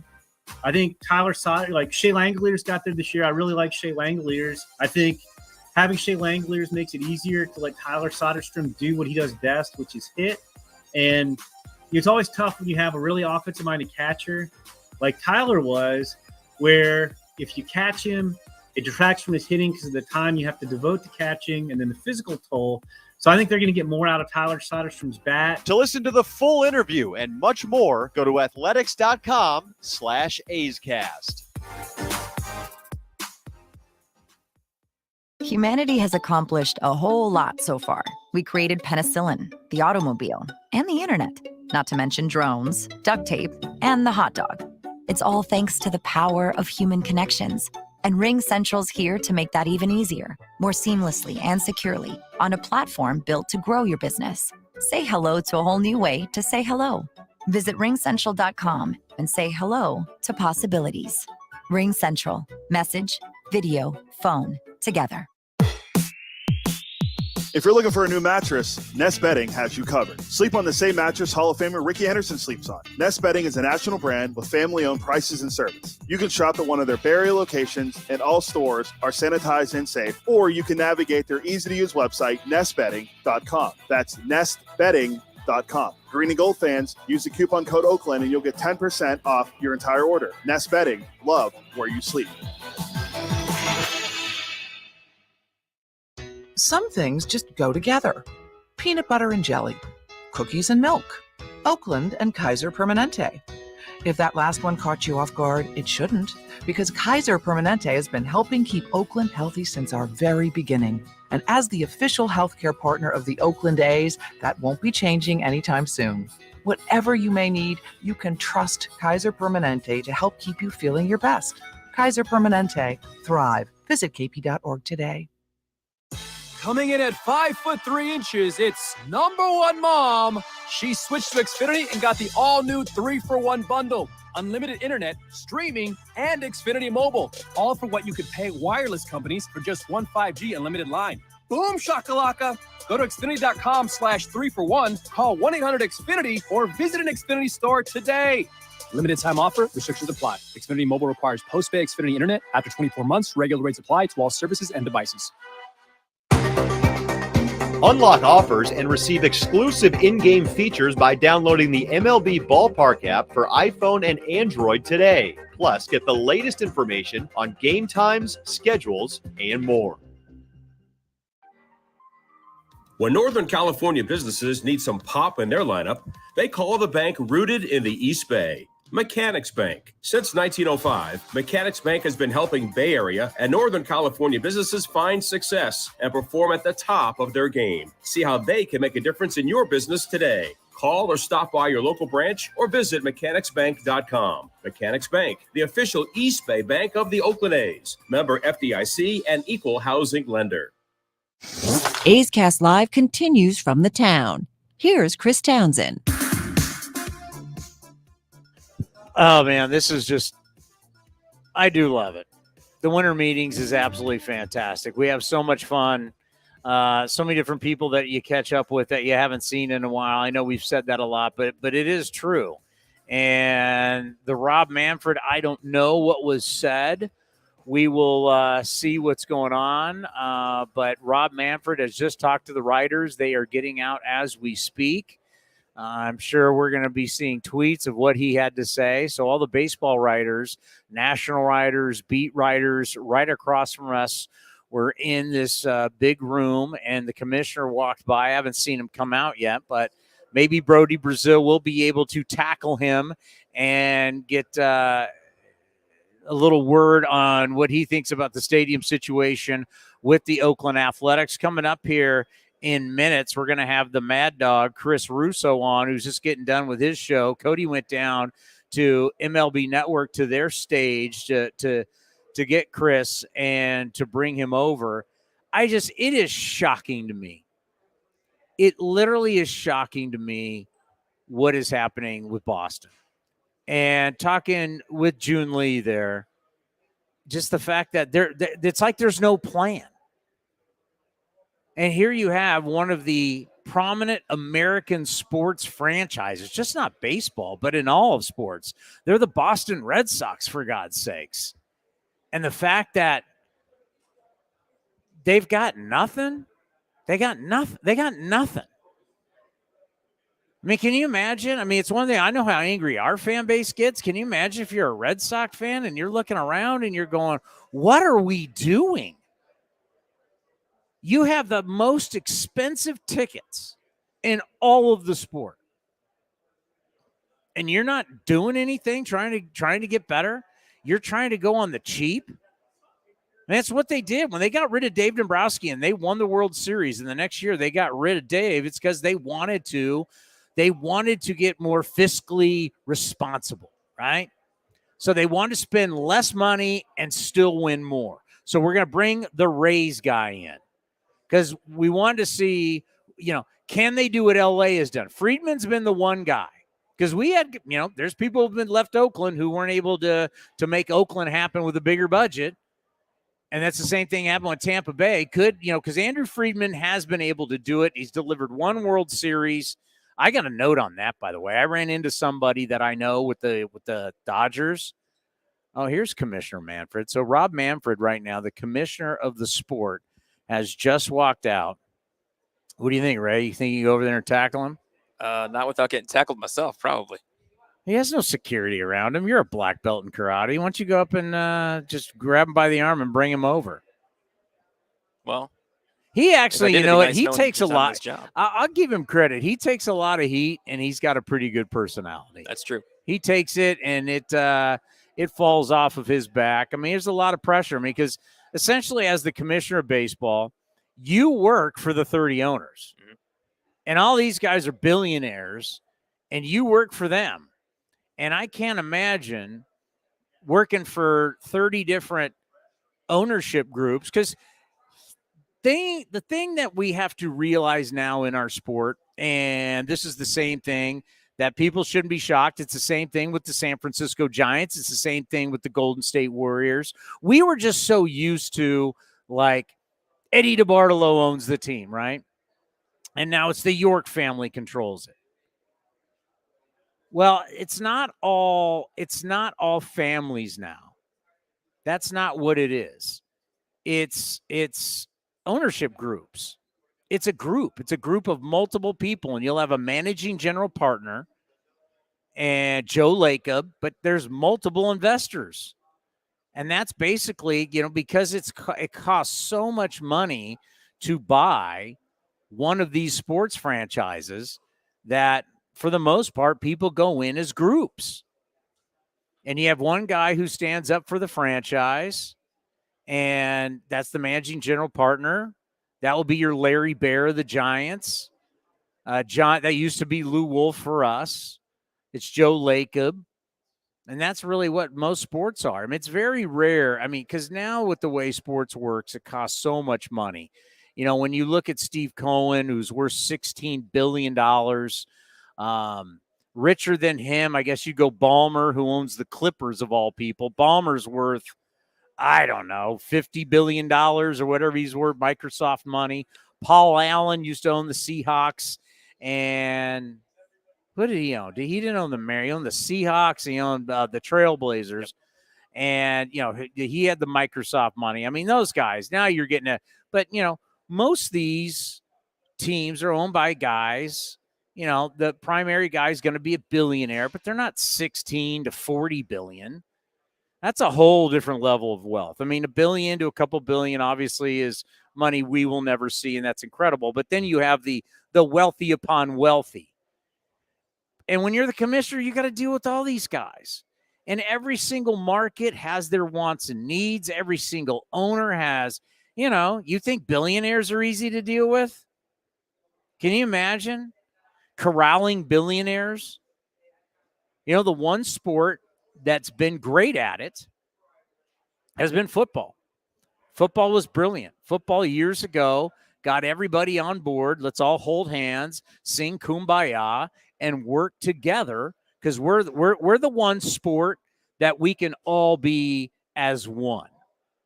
Now, there's been times where a Jerry Jones or an Al Davis or whoever is kind of tough to deal with, but for the most part, they realized as if we all act as one, we'll be far greater for it.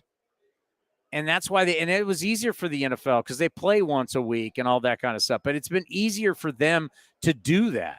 To where baseball is so splintered. I talk about all the time. The Cincinnati Bengals in football are not a small market. They were just in the Super Bowl, right? I mean, that's a reality.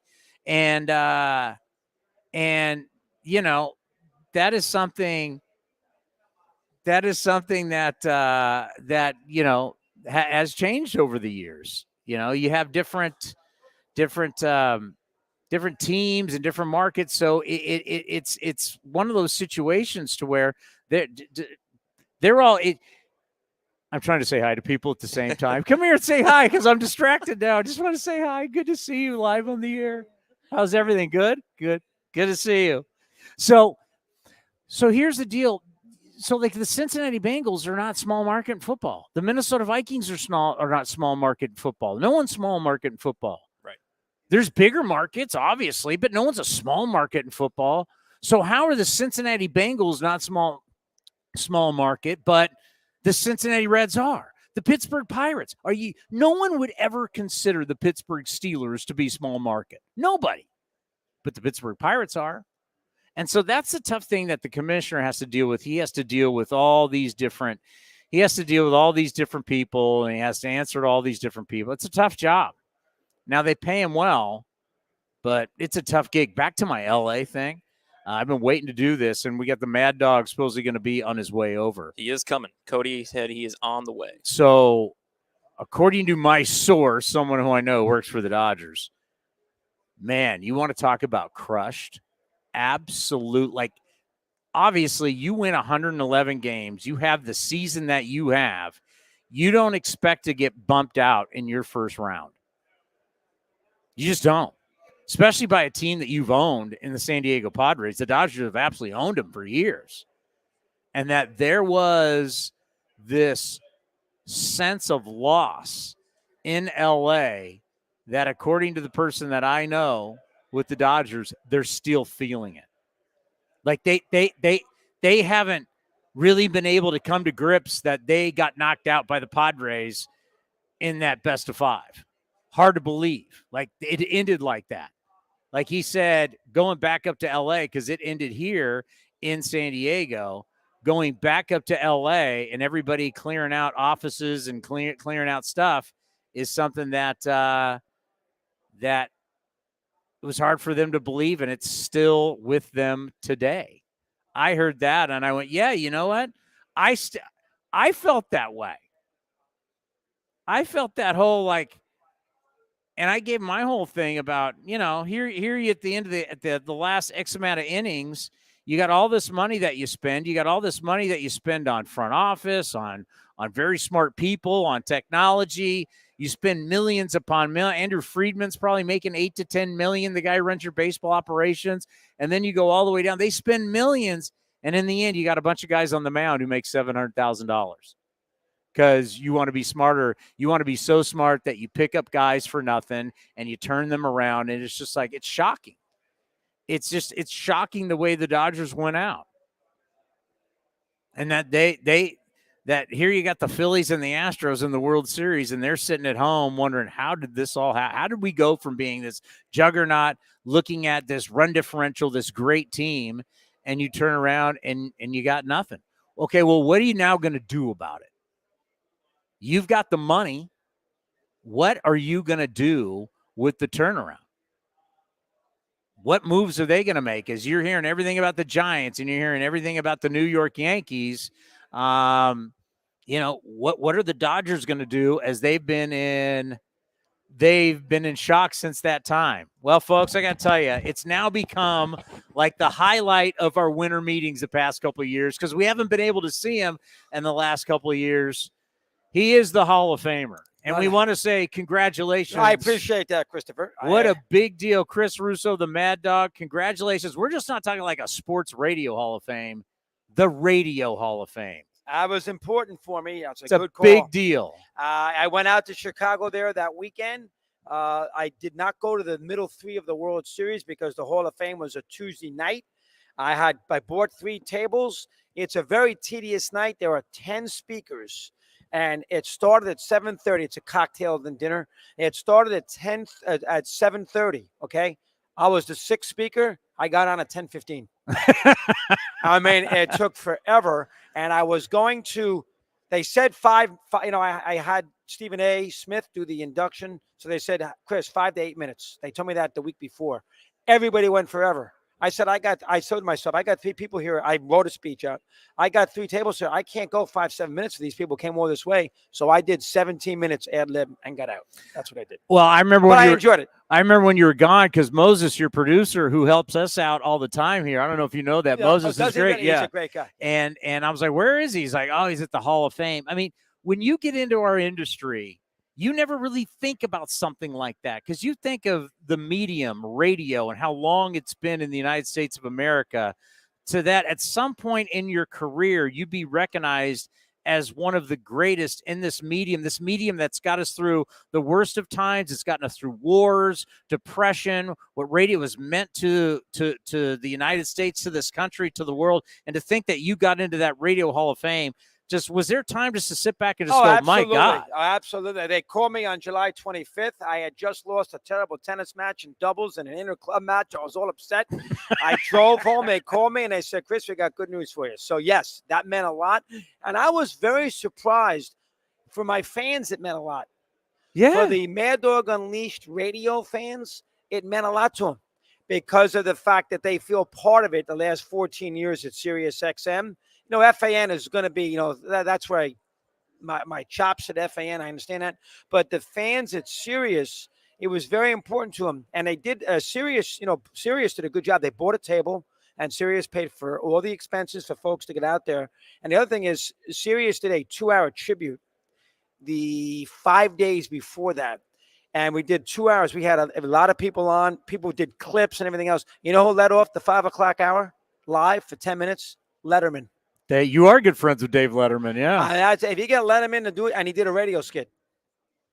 And he came on, he did a TV skit on radio. So that tells you that it meant a lot to a lot of people. So I didn't know that was going to be the case before the whole scenario started in July. So from that standpoint, make you feel pretty good. And I felt good about the speech. I did a good speech. So that was good. Well, I mean, you have the generations that have grown up with you from the sports radio in New York that really became national. And I remember watching you when they put you guys on Yes Network. Right. And then now to where you took that bold leap to go to SiriusXM, kind of Stern was the first one to do it. Right. And because I actually was with CBS Radio to replace Stern. I remember that whole thing. And then now kind of we're all in our new mediums. SiriusXM's not a new, but when you did it, that was still kind of something where it was a risky move. It was 2008. And that's, 14 years ago now. And, although Howard got there, and I think he got there in 06, that was still a risky move. Now, I wouldn't have done it if not for Howard and Mel Karmazin, because Mel Karmazin bought Infinity. He was my boss for a long period of time, and I trusted him. But that stock got to 1 penny that fall of 08. And so John Malone and Liberty Media bought out, went heads with Mel. And of course, the company has been what it is, ever since. But I took a chance. I was looking for something, doing a little something different. Mike and I have been together for 19 years at WFAN in New York. This was an opportunity. Mel gave me a channel. He gave me 5 years guaranteed contract. They said, Chris, do what you want. So, as far as the channel is concerned, do what you want. You're in charge. It gave me a budget. I had to do it. It was 48 years of age. It was sort of the back nine of my career, starting the 10th hole. If I was ever going to take a chance, that was the time to do it. It was time for change. So I'm glad I did. It was at that time, it was risky, but it turned out to be the right decision. Well, you took the chance, and now you're getting the green jacket in the Butler cabin after that's what a you guys nice have way done. to say it. Yes, Jim Nantz is not handing it to me, nor is last year's winner, but that's a fair point. Good job on your part. So I think about how much people need to understand that when you're on SiriusXM, and we love the baseball channel on Channel 89. We love your channel. We talk about it because we use a lot of stuff from you guys. Is you've got to cover all sports, but then now you're doing TV. But how do you do everything and then go, okay, let's just do the baseball TV show? Well, the baseball TV, it's only an hour. You do it in segments. There's about 6 segments you got to do. I have Alana Rizzo, who I know is going to do a segment or 2 every day as well. I can talk into a camera. I can set the show up with a 10-minute monologue, which is easy enough. I've interviewed 1 billion people over my life. So if you give me, I had AJ Preller to start the show today. You give me a guy, I know what to ask. So that really is not that difficult to do that show. I think on the radio is not difficult either. I mean, I was born to do this, to make a long story short, and I know how to connect with the fan base. And I've done the radio for so long that I can do it in my sleep.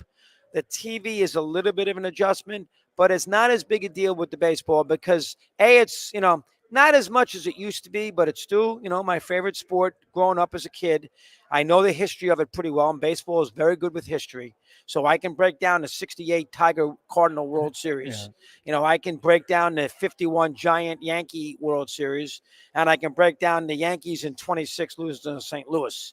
So if you can do those things, and the Hall of Fame and Ruth and Garrick and DiMaggio and all the Yankees scenario and all the great players, Williams, if you can do that, that's half the battle with the baseball. So the baseball is not that difficult, not as hard as you think.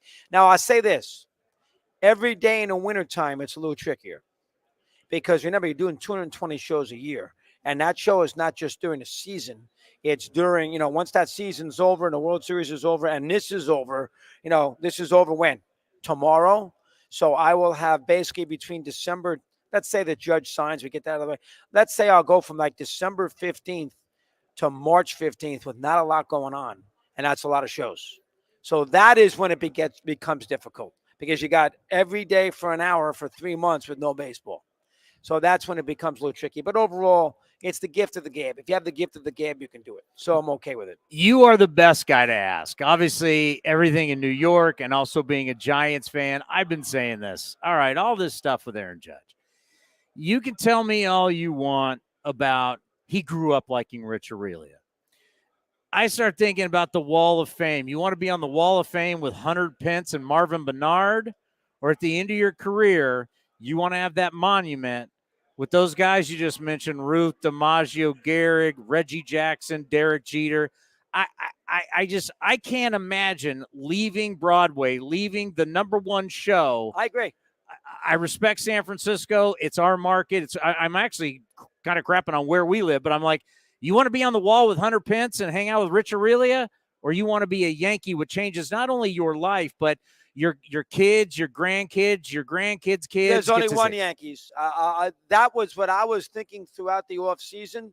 I did not think he'd leave. This Time magazine story that came out in the last couple of days about how he always wanted to be a Giant and the fact he wasn't happy with the Yankees when they announced what he offered him back Yeah. in the beginning of the year at $212 million. He thought they put him in a tough spot.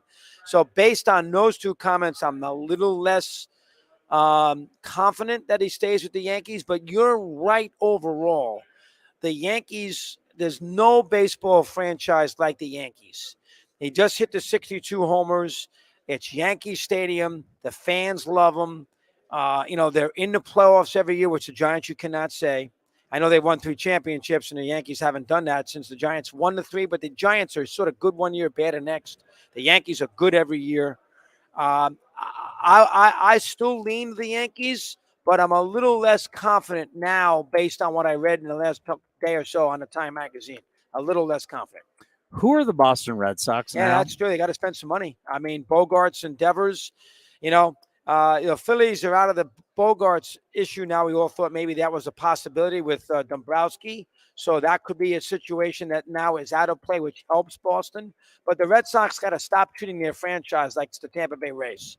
And that's the thing. I know Bloom came from there, and they want to sort of do it that way and not spend billions and still be good.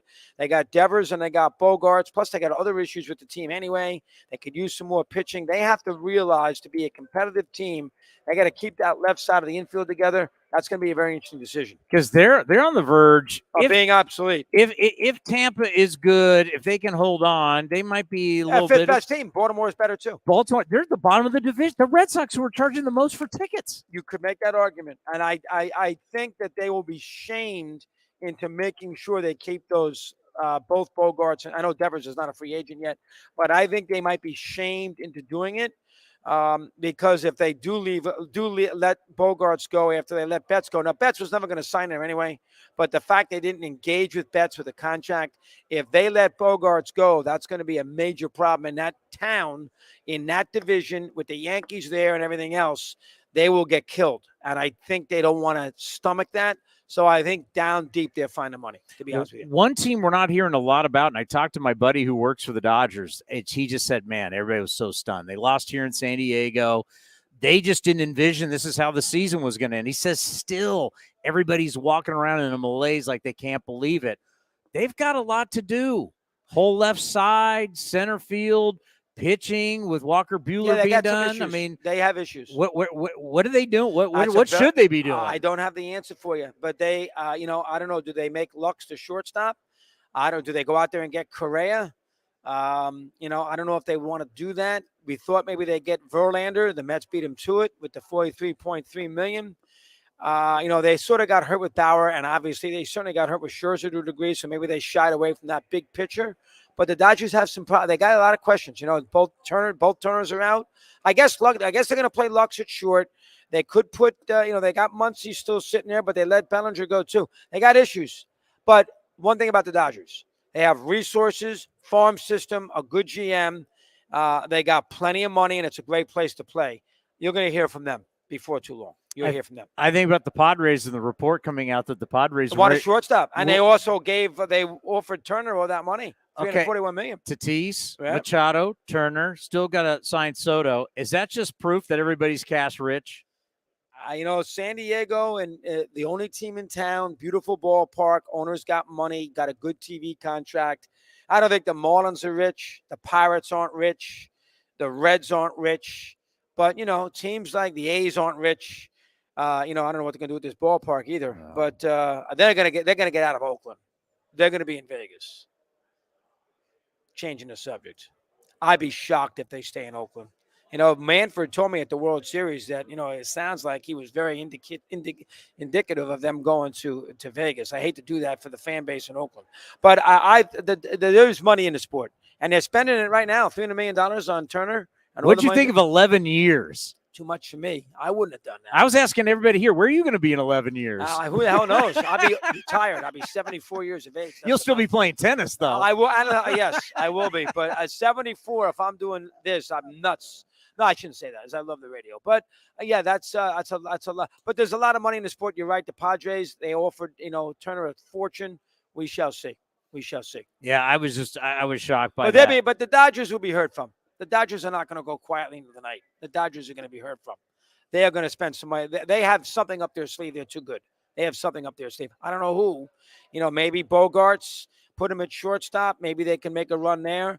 We'll see if, but the problem is a lot of people think a lot of these deals are going to go by the wayside now because they're going to start with Turner in 11 years, and none of these other teams are going to go 11 years. Yeah. So maybe the Turner thing ruined a lot of deals because now these agents are going to want to be where Turner is, and nobody's going to give them that money. You got to keep that in mind too. Let's end on this. The one thing that I've seen with the Houston Astros, and of course, being our division, we talk to them all the time. We see them all the time. They're great at saying, you know what, you cost too much now. They spend money, but you cost too much now, whether you're talking about a Carlos Correa, a Garrett Cole. We'll go find something else and still win. And they're smart and they're good at it. Yep. Very good. I think of Correa, and everybody's telling me 28, how great he is. Is everybody all – where are you on Correa? He's overrated. Thank you, because I'm like, if he was this great, we wouldn't be doing this dance again. He's very good in shorts and postseason play. You like him on your team. He's just a good postseason hitter. Hits the ball out of the ballpark.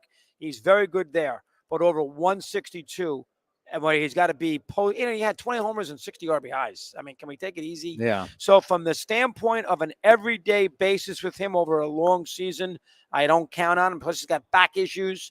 In a short series, he's very good. But the problem is Minnesota's not in short series. So I'd be very careful about him. Well, I've said this about A's Cast, and it's funny now everybody in our industry kind of knows what's going on. When I left terrestrial radio to start this, and we've now kind of turned it also into TV, I thought about you.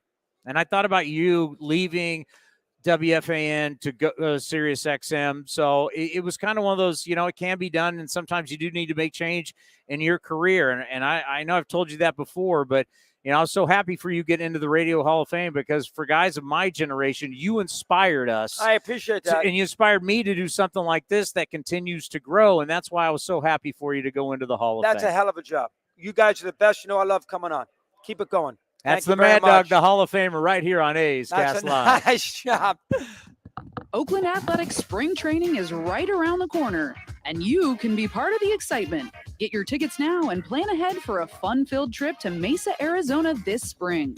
Pack the sunscreen, bring your friends, pick up some ballpark classics, and watch your green and gold get ready for the regular season. Get your tickets today to see the Athletics take on the Giants, Padres, Cubs, Dodgers, and more. Tickets are on sale now at athletics.com/spring. That's athletics.com/spring. The Coliseum has gone by many names, but none better than the Last Dive Bar. Hi, everyone. Ken Korak here, and my friends at Last Dive Bar are helping us celebrate our longtime home. Last Dive Bar has the most unique merchandise for all Oakland baseball fans. T-shirts, sweatshirts, the Ray Fosse line, and my personal favorite, the lights have taken full effect. Visit their website at lastdivebar.com or follow them on social media at Last Dive Bar. All proceeds are invested back into the A's Community Fund and their affiliated charities. Go to lastdivebar.com. That's lastdivebar.com. Coming in at 5'3", it's number one mom. She switched to Xfinity and got the all-new 3-for-1 bundle. Unlimited internet, streaming, and Xfinity Mobile. All for what you could pay wireless companies for just one 5G unlimited line. Boom shakalaka. Go to Xfinity.com/3-for-1, call 1-800-XFINITY, or visit an Xfinity store today. Limited time offer. Restrictions apply. Xfinity Mobile requires post-pay Xfinity internet. After 24 months, regular rates apply to all services and devices. Streaming from the East Bay, A's Cast Live continues with Chris Townsend. Well, some of you may say, how long are these guys going to go? Well, let me tell you, we're just getting started today. I've been trying to track down Billy Beane. The commissioner did weigh in. Yeah, I said there's no reasonable timetable we're past a reasonable timetable in Oakland. When he spoke with the writers, I didn't get a chance to read all of it, but I saw that headline. Past any reasonable timeline to work out stadium deal in Oakland. Wow. He also talked about I guess they want to the sale done in Anaheim before the start of the season. They want the sale done. Yeah, I think I took a screenshot of it. And then we'll get to the bit of A's news. A signing happened, and I'll give you who it's from, the details. But the tweet I saw, I took a picture of it. The Angels are hoping to be sold before opening day. That's from Bob Nightingale. Then they talked about the Orioles for some reason. Evan Drellick of the Athletic had it. As long as the quote from Manfred, as long as I have the job, I think you can count on the fact that the Baltimore Orioles will be in Baltimore. I didn't realize they were planning on moving, but Oh, you didn't hear about that? No. Oh, yeah. There's been some disgruntled ever since the Nationals came in. They have not been happy campers. I mean, that's the bottom line. So we've signed second baseman Jace Peterson. Yeah, according to Robert Murray, our friend of Fansided, free agent utility man Jace Peterson and the A's are in agreement on a 2-year contract pending a physical, according to sources familiar with the deal. 236 last year, 8 home runs, 698 OPS. 32, they'll be 33 in May. Can play multiple positions. He can play, where's his fielding? I know he plays multiple spots. And just in 2022 alone, he played, don't count the pitching, DH, left field, second base, first base, right field, and third. So he can play anywhere, literally anywhere. Well, that is exactly what. There's another A's star. Martin Gallegos. That's exactly what we were told by the general manager, David Force, that there's contracts out there to players right now. And there's a contract right there, and the A's make a deal. How are they going to get better? How are they going to get better at the winter meetings? He said, we've got contracts out there. So obviously he wasn't BSing us. He wasn't as off the air, on the air. David wasn't as confident that Murphy was going to be traded at the winter meetings as a lot of these rumors are. Yeah, like, well, he did not have that. He was not. It wasn't like he didn't seem like that whatsoever. Like we heard 3 hours ago, we talked about Ken Rosenthal had it in his piece that the A's are looking for major league players in return for Sean Murphy. Yeah, they may, but what does that mean? Who are people lining up to do that? Probably I not. kind of doubt that. Like if you look at the Guardians who need a catcher, who want a catcher, their number one prospect is a catcher, so I don't think the A's want him. Well, you never know. But St. Louis has some guys playing in their major leagues right now that they could look at, like Brendan Donovan, a Lars Nootbaar, guys that play for them that were good for them last year. I'm going to say where we are right now as we're heading to break. We're going to head to lunch. We're going to be back here at 1. We're going to be on the air at 1. Yeah, Dan O'Dowd will be here. Then Mark Kotze, then Tito Francona. We locked in our good friend Torey Lovello, A's legend. Okay, so Stu, where we are at Dave Stewart, where we are right now is you had DeGrom and Verlander sign. Those were 2 major pieces. Then it was, okay, what goes on with the shortstops? And I think what you heard from June Lee of ESPN, and I don't know, Mad Dog didn't address this, but it was June Lee. Did Mad Dog address Trey Turner's 11 years? Yeah, the 11 years. Is once Trey Turner got 11 years, that had to set things back. That had to, okay, wait a minute here. Whatever Swansby, whatever Bogarts, whatever Swanson. Whatever. You're combining both. Dansby Swanson. And Carlos Correa. Once they saw that, obviously you're going to try and recalibrate, right? Okay, if this guy got 11 years, 300, let's talk here.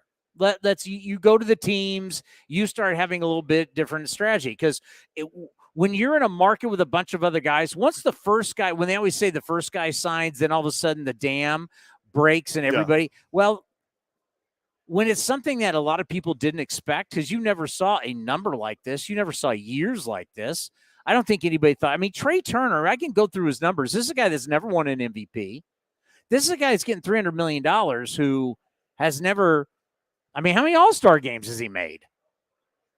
Turner? Yeah, not a lot. Yeah, let me just pull it up. Trey Turner. I mean, Trey Turner is not going into free agency with an Albert Pujols-like resume. Turner is a 2-time All-Star. A 2-time All-Star, hasn't won an MVP, just signed for $300 million in 11 years. Yeah. Silver Slugger and a batting title. You don't think that completely changed how the other shortstops feel? So I'm going to say this is where we are. Everybody is waiting for Judge. Judge is the big deal for the media, but obviously Judge is the big deal for the New York Yankees. And it's also probably a big deal for a guy like Carlos Correa. Correa wants to see what he signs for, right? Because Correa is probably thinking to himself is that wherever Judge signs, the other teams who don't get him, I'm now in play. So, like if Judge signs in New York, now Correa is big in play with the Giants. If Correa signs in San Francisco, that really opens up Correa for maybe potentially the New York Yankees. Yeah, or I said the Dodgers. I thought Correa. Besides the Twins, that was my prediction, 10 for and 330. the Dodgers. But I think the Dodgers, he just fits the Dodgers so well. Everyone's like, no, he doesn't. The cheating. The guy's a leader, and he's the best shortstop on the market probably now. So there's a lot going on. So we're going to break for an hour. Going to want to come back and respond to Oakland needs, I'm not even going to say a reality check. The reality check was given a long time ago. I mean, when you had a situation where you lost the NBA and the NFL and that wasn't enough of a reality check, that didn't bring you urgency when you lost the NBA and the NFL. And now the NFL thing has scarred them, obviously, because when, Brodie has done the interviews with the potential mayors at the time, the candidates who were running, and they all kept bringing up the Raider deal, which the Raider deal at this point still is not that much money. I mean, the Raider deal, my God, is not. You're talking about teams are building stadiums. The Raider money you're talking about in the Raider deal, it's Mount Davis, and when you're talking not only Mount Davis, you're talking about some other, but it's not a lot of money. It's not. It may be to Oakland, I understand that, but when you're talking about the Tennessee Titans are now going to build a new stadium with a retractable roof so they can host Super Bowls, as Brodie just talked to us about, the Coyotes are going to get a new arena in Tempe. This money that they keep talking about with the Raiders it's not crazy. It's just not. And you would think at some point we would be saying that, is it reality check time? I think we're past reality check time. And this is the number one fear that baseball has happened. A deal didn't get done before the election. And now you have a new mayor, a new city council. Now it's a new year forward. Going to be a new year. Everything they didn't want happened. And you just start to wonder, can this ever get done? I mean, Brodie seemed pretty optimistic, but, I know we'll see how Dave Stewart feels about it. He's very educated because of everything he's dealing with the commissioner's office in Nashville, because Oakland and Tampa are what decide Dave Stewart and the Nashville Stars' future of when they can start. So a lot going on there. And to me, when I see that the commissioner has said, I'm trying to bring it up on my phone. What exactly where it was his words? Past any. We are past any reasonable timeline. So basically saying the timelines don't matter anymore. It's not even when you say it's not even reasonable. What we're doing, what are we doing here? What are we talking about? I mean, baseball did force the A's to stay in Oakland. I can't officially say that they have kept the A's in Oakland. At some point, I wonder if baseball starts to kick itself.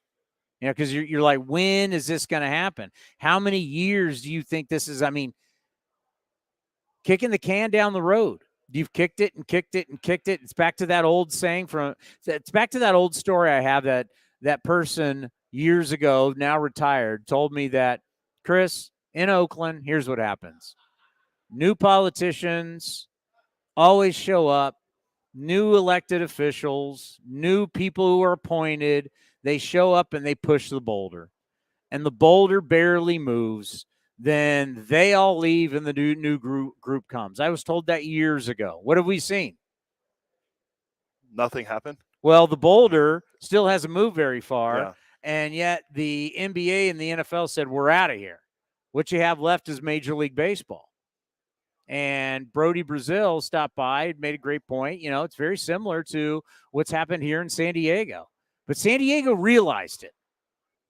Now, the Padres got their deal done before the Chargers, and that's one of the reasons why the Chargers left. But you're at a point where this is it as a big league city. This is your last hope. So, I mean, how many times do you think the commissioner wants to take these questions about a ballpark in Oakland. I think it's going to happen every time he meets with the media because they're going to talk about. I didn't see anything with Tampa, but I think it's going to be a question, and then you're going to. I mean, until something a resolution happens here, or I mean, wherever. Past reasonable timeline. Yeah. Well, maybe we'll see some more stuff in an hour that comes. All right. We'll be back at 1 o'clock. We're in the second half here from the winter meetings. We are going to have Dan O'Dowd, Mark Kotze, Tito Francona, Sarah Langs, Dave Stewart, our good friend Tori Lavello, and Eno Saris. All scheduled. Who knows? Maybe more people want to join after, but that's who we have scheduled. Dan O'Dowd will start the show at 1 o'clock with us. Mark Kotze, 1:30. Dave Stewart, 2:30. So that's what's coming up. Maybe Grady Fuson. And maybe, I don't know, Billy Bean. Maybe we can squeeze Billy in if there's time. And Billy Bean. I mean, I'm efforting a lot of different people. That's what you do at the winter meetings. You just sit back and get ready to rock. We're going to be here all day. Yeah, we'll talk all day. That's what we do. This is A's Gas Live. Training is right around the corner, and you can be part of the excitement. Get your tickets now and plan ahead for a fun-filled trip to Mesa, Arizona this spring. Pack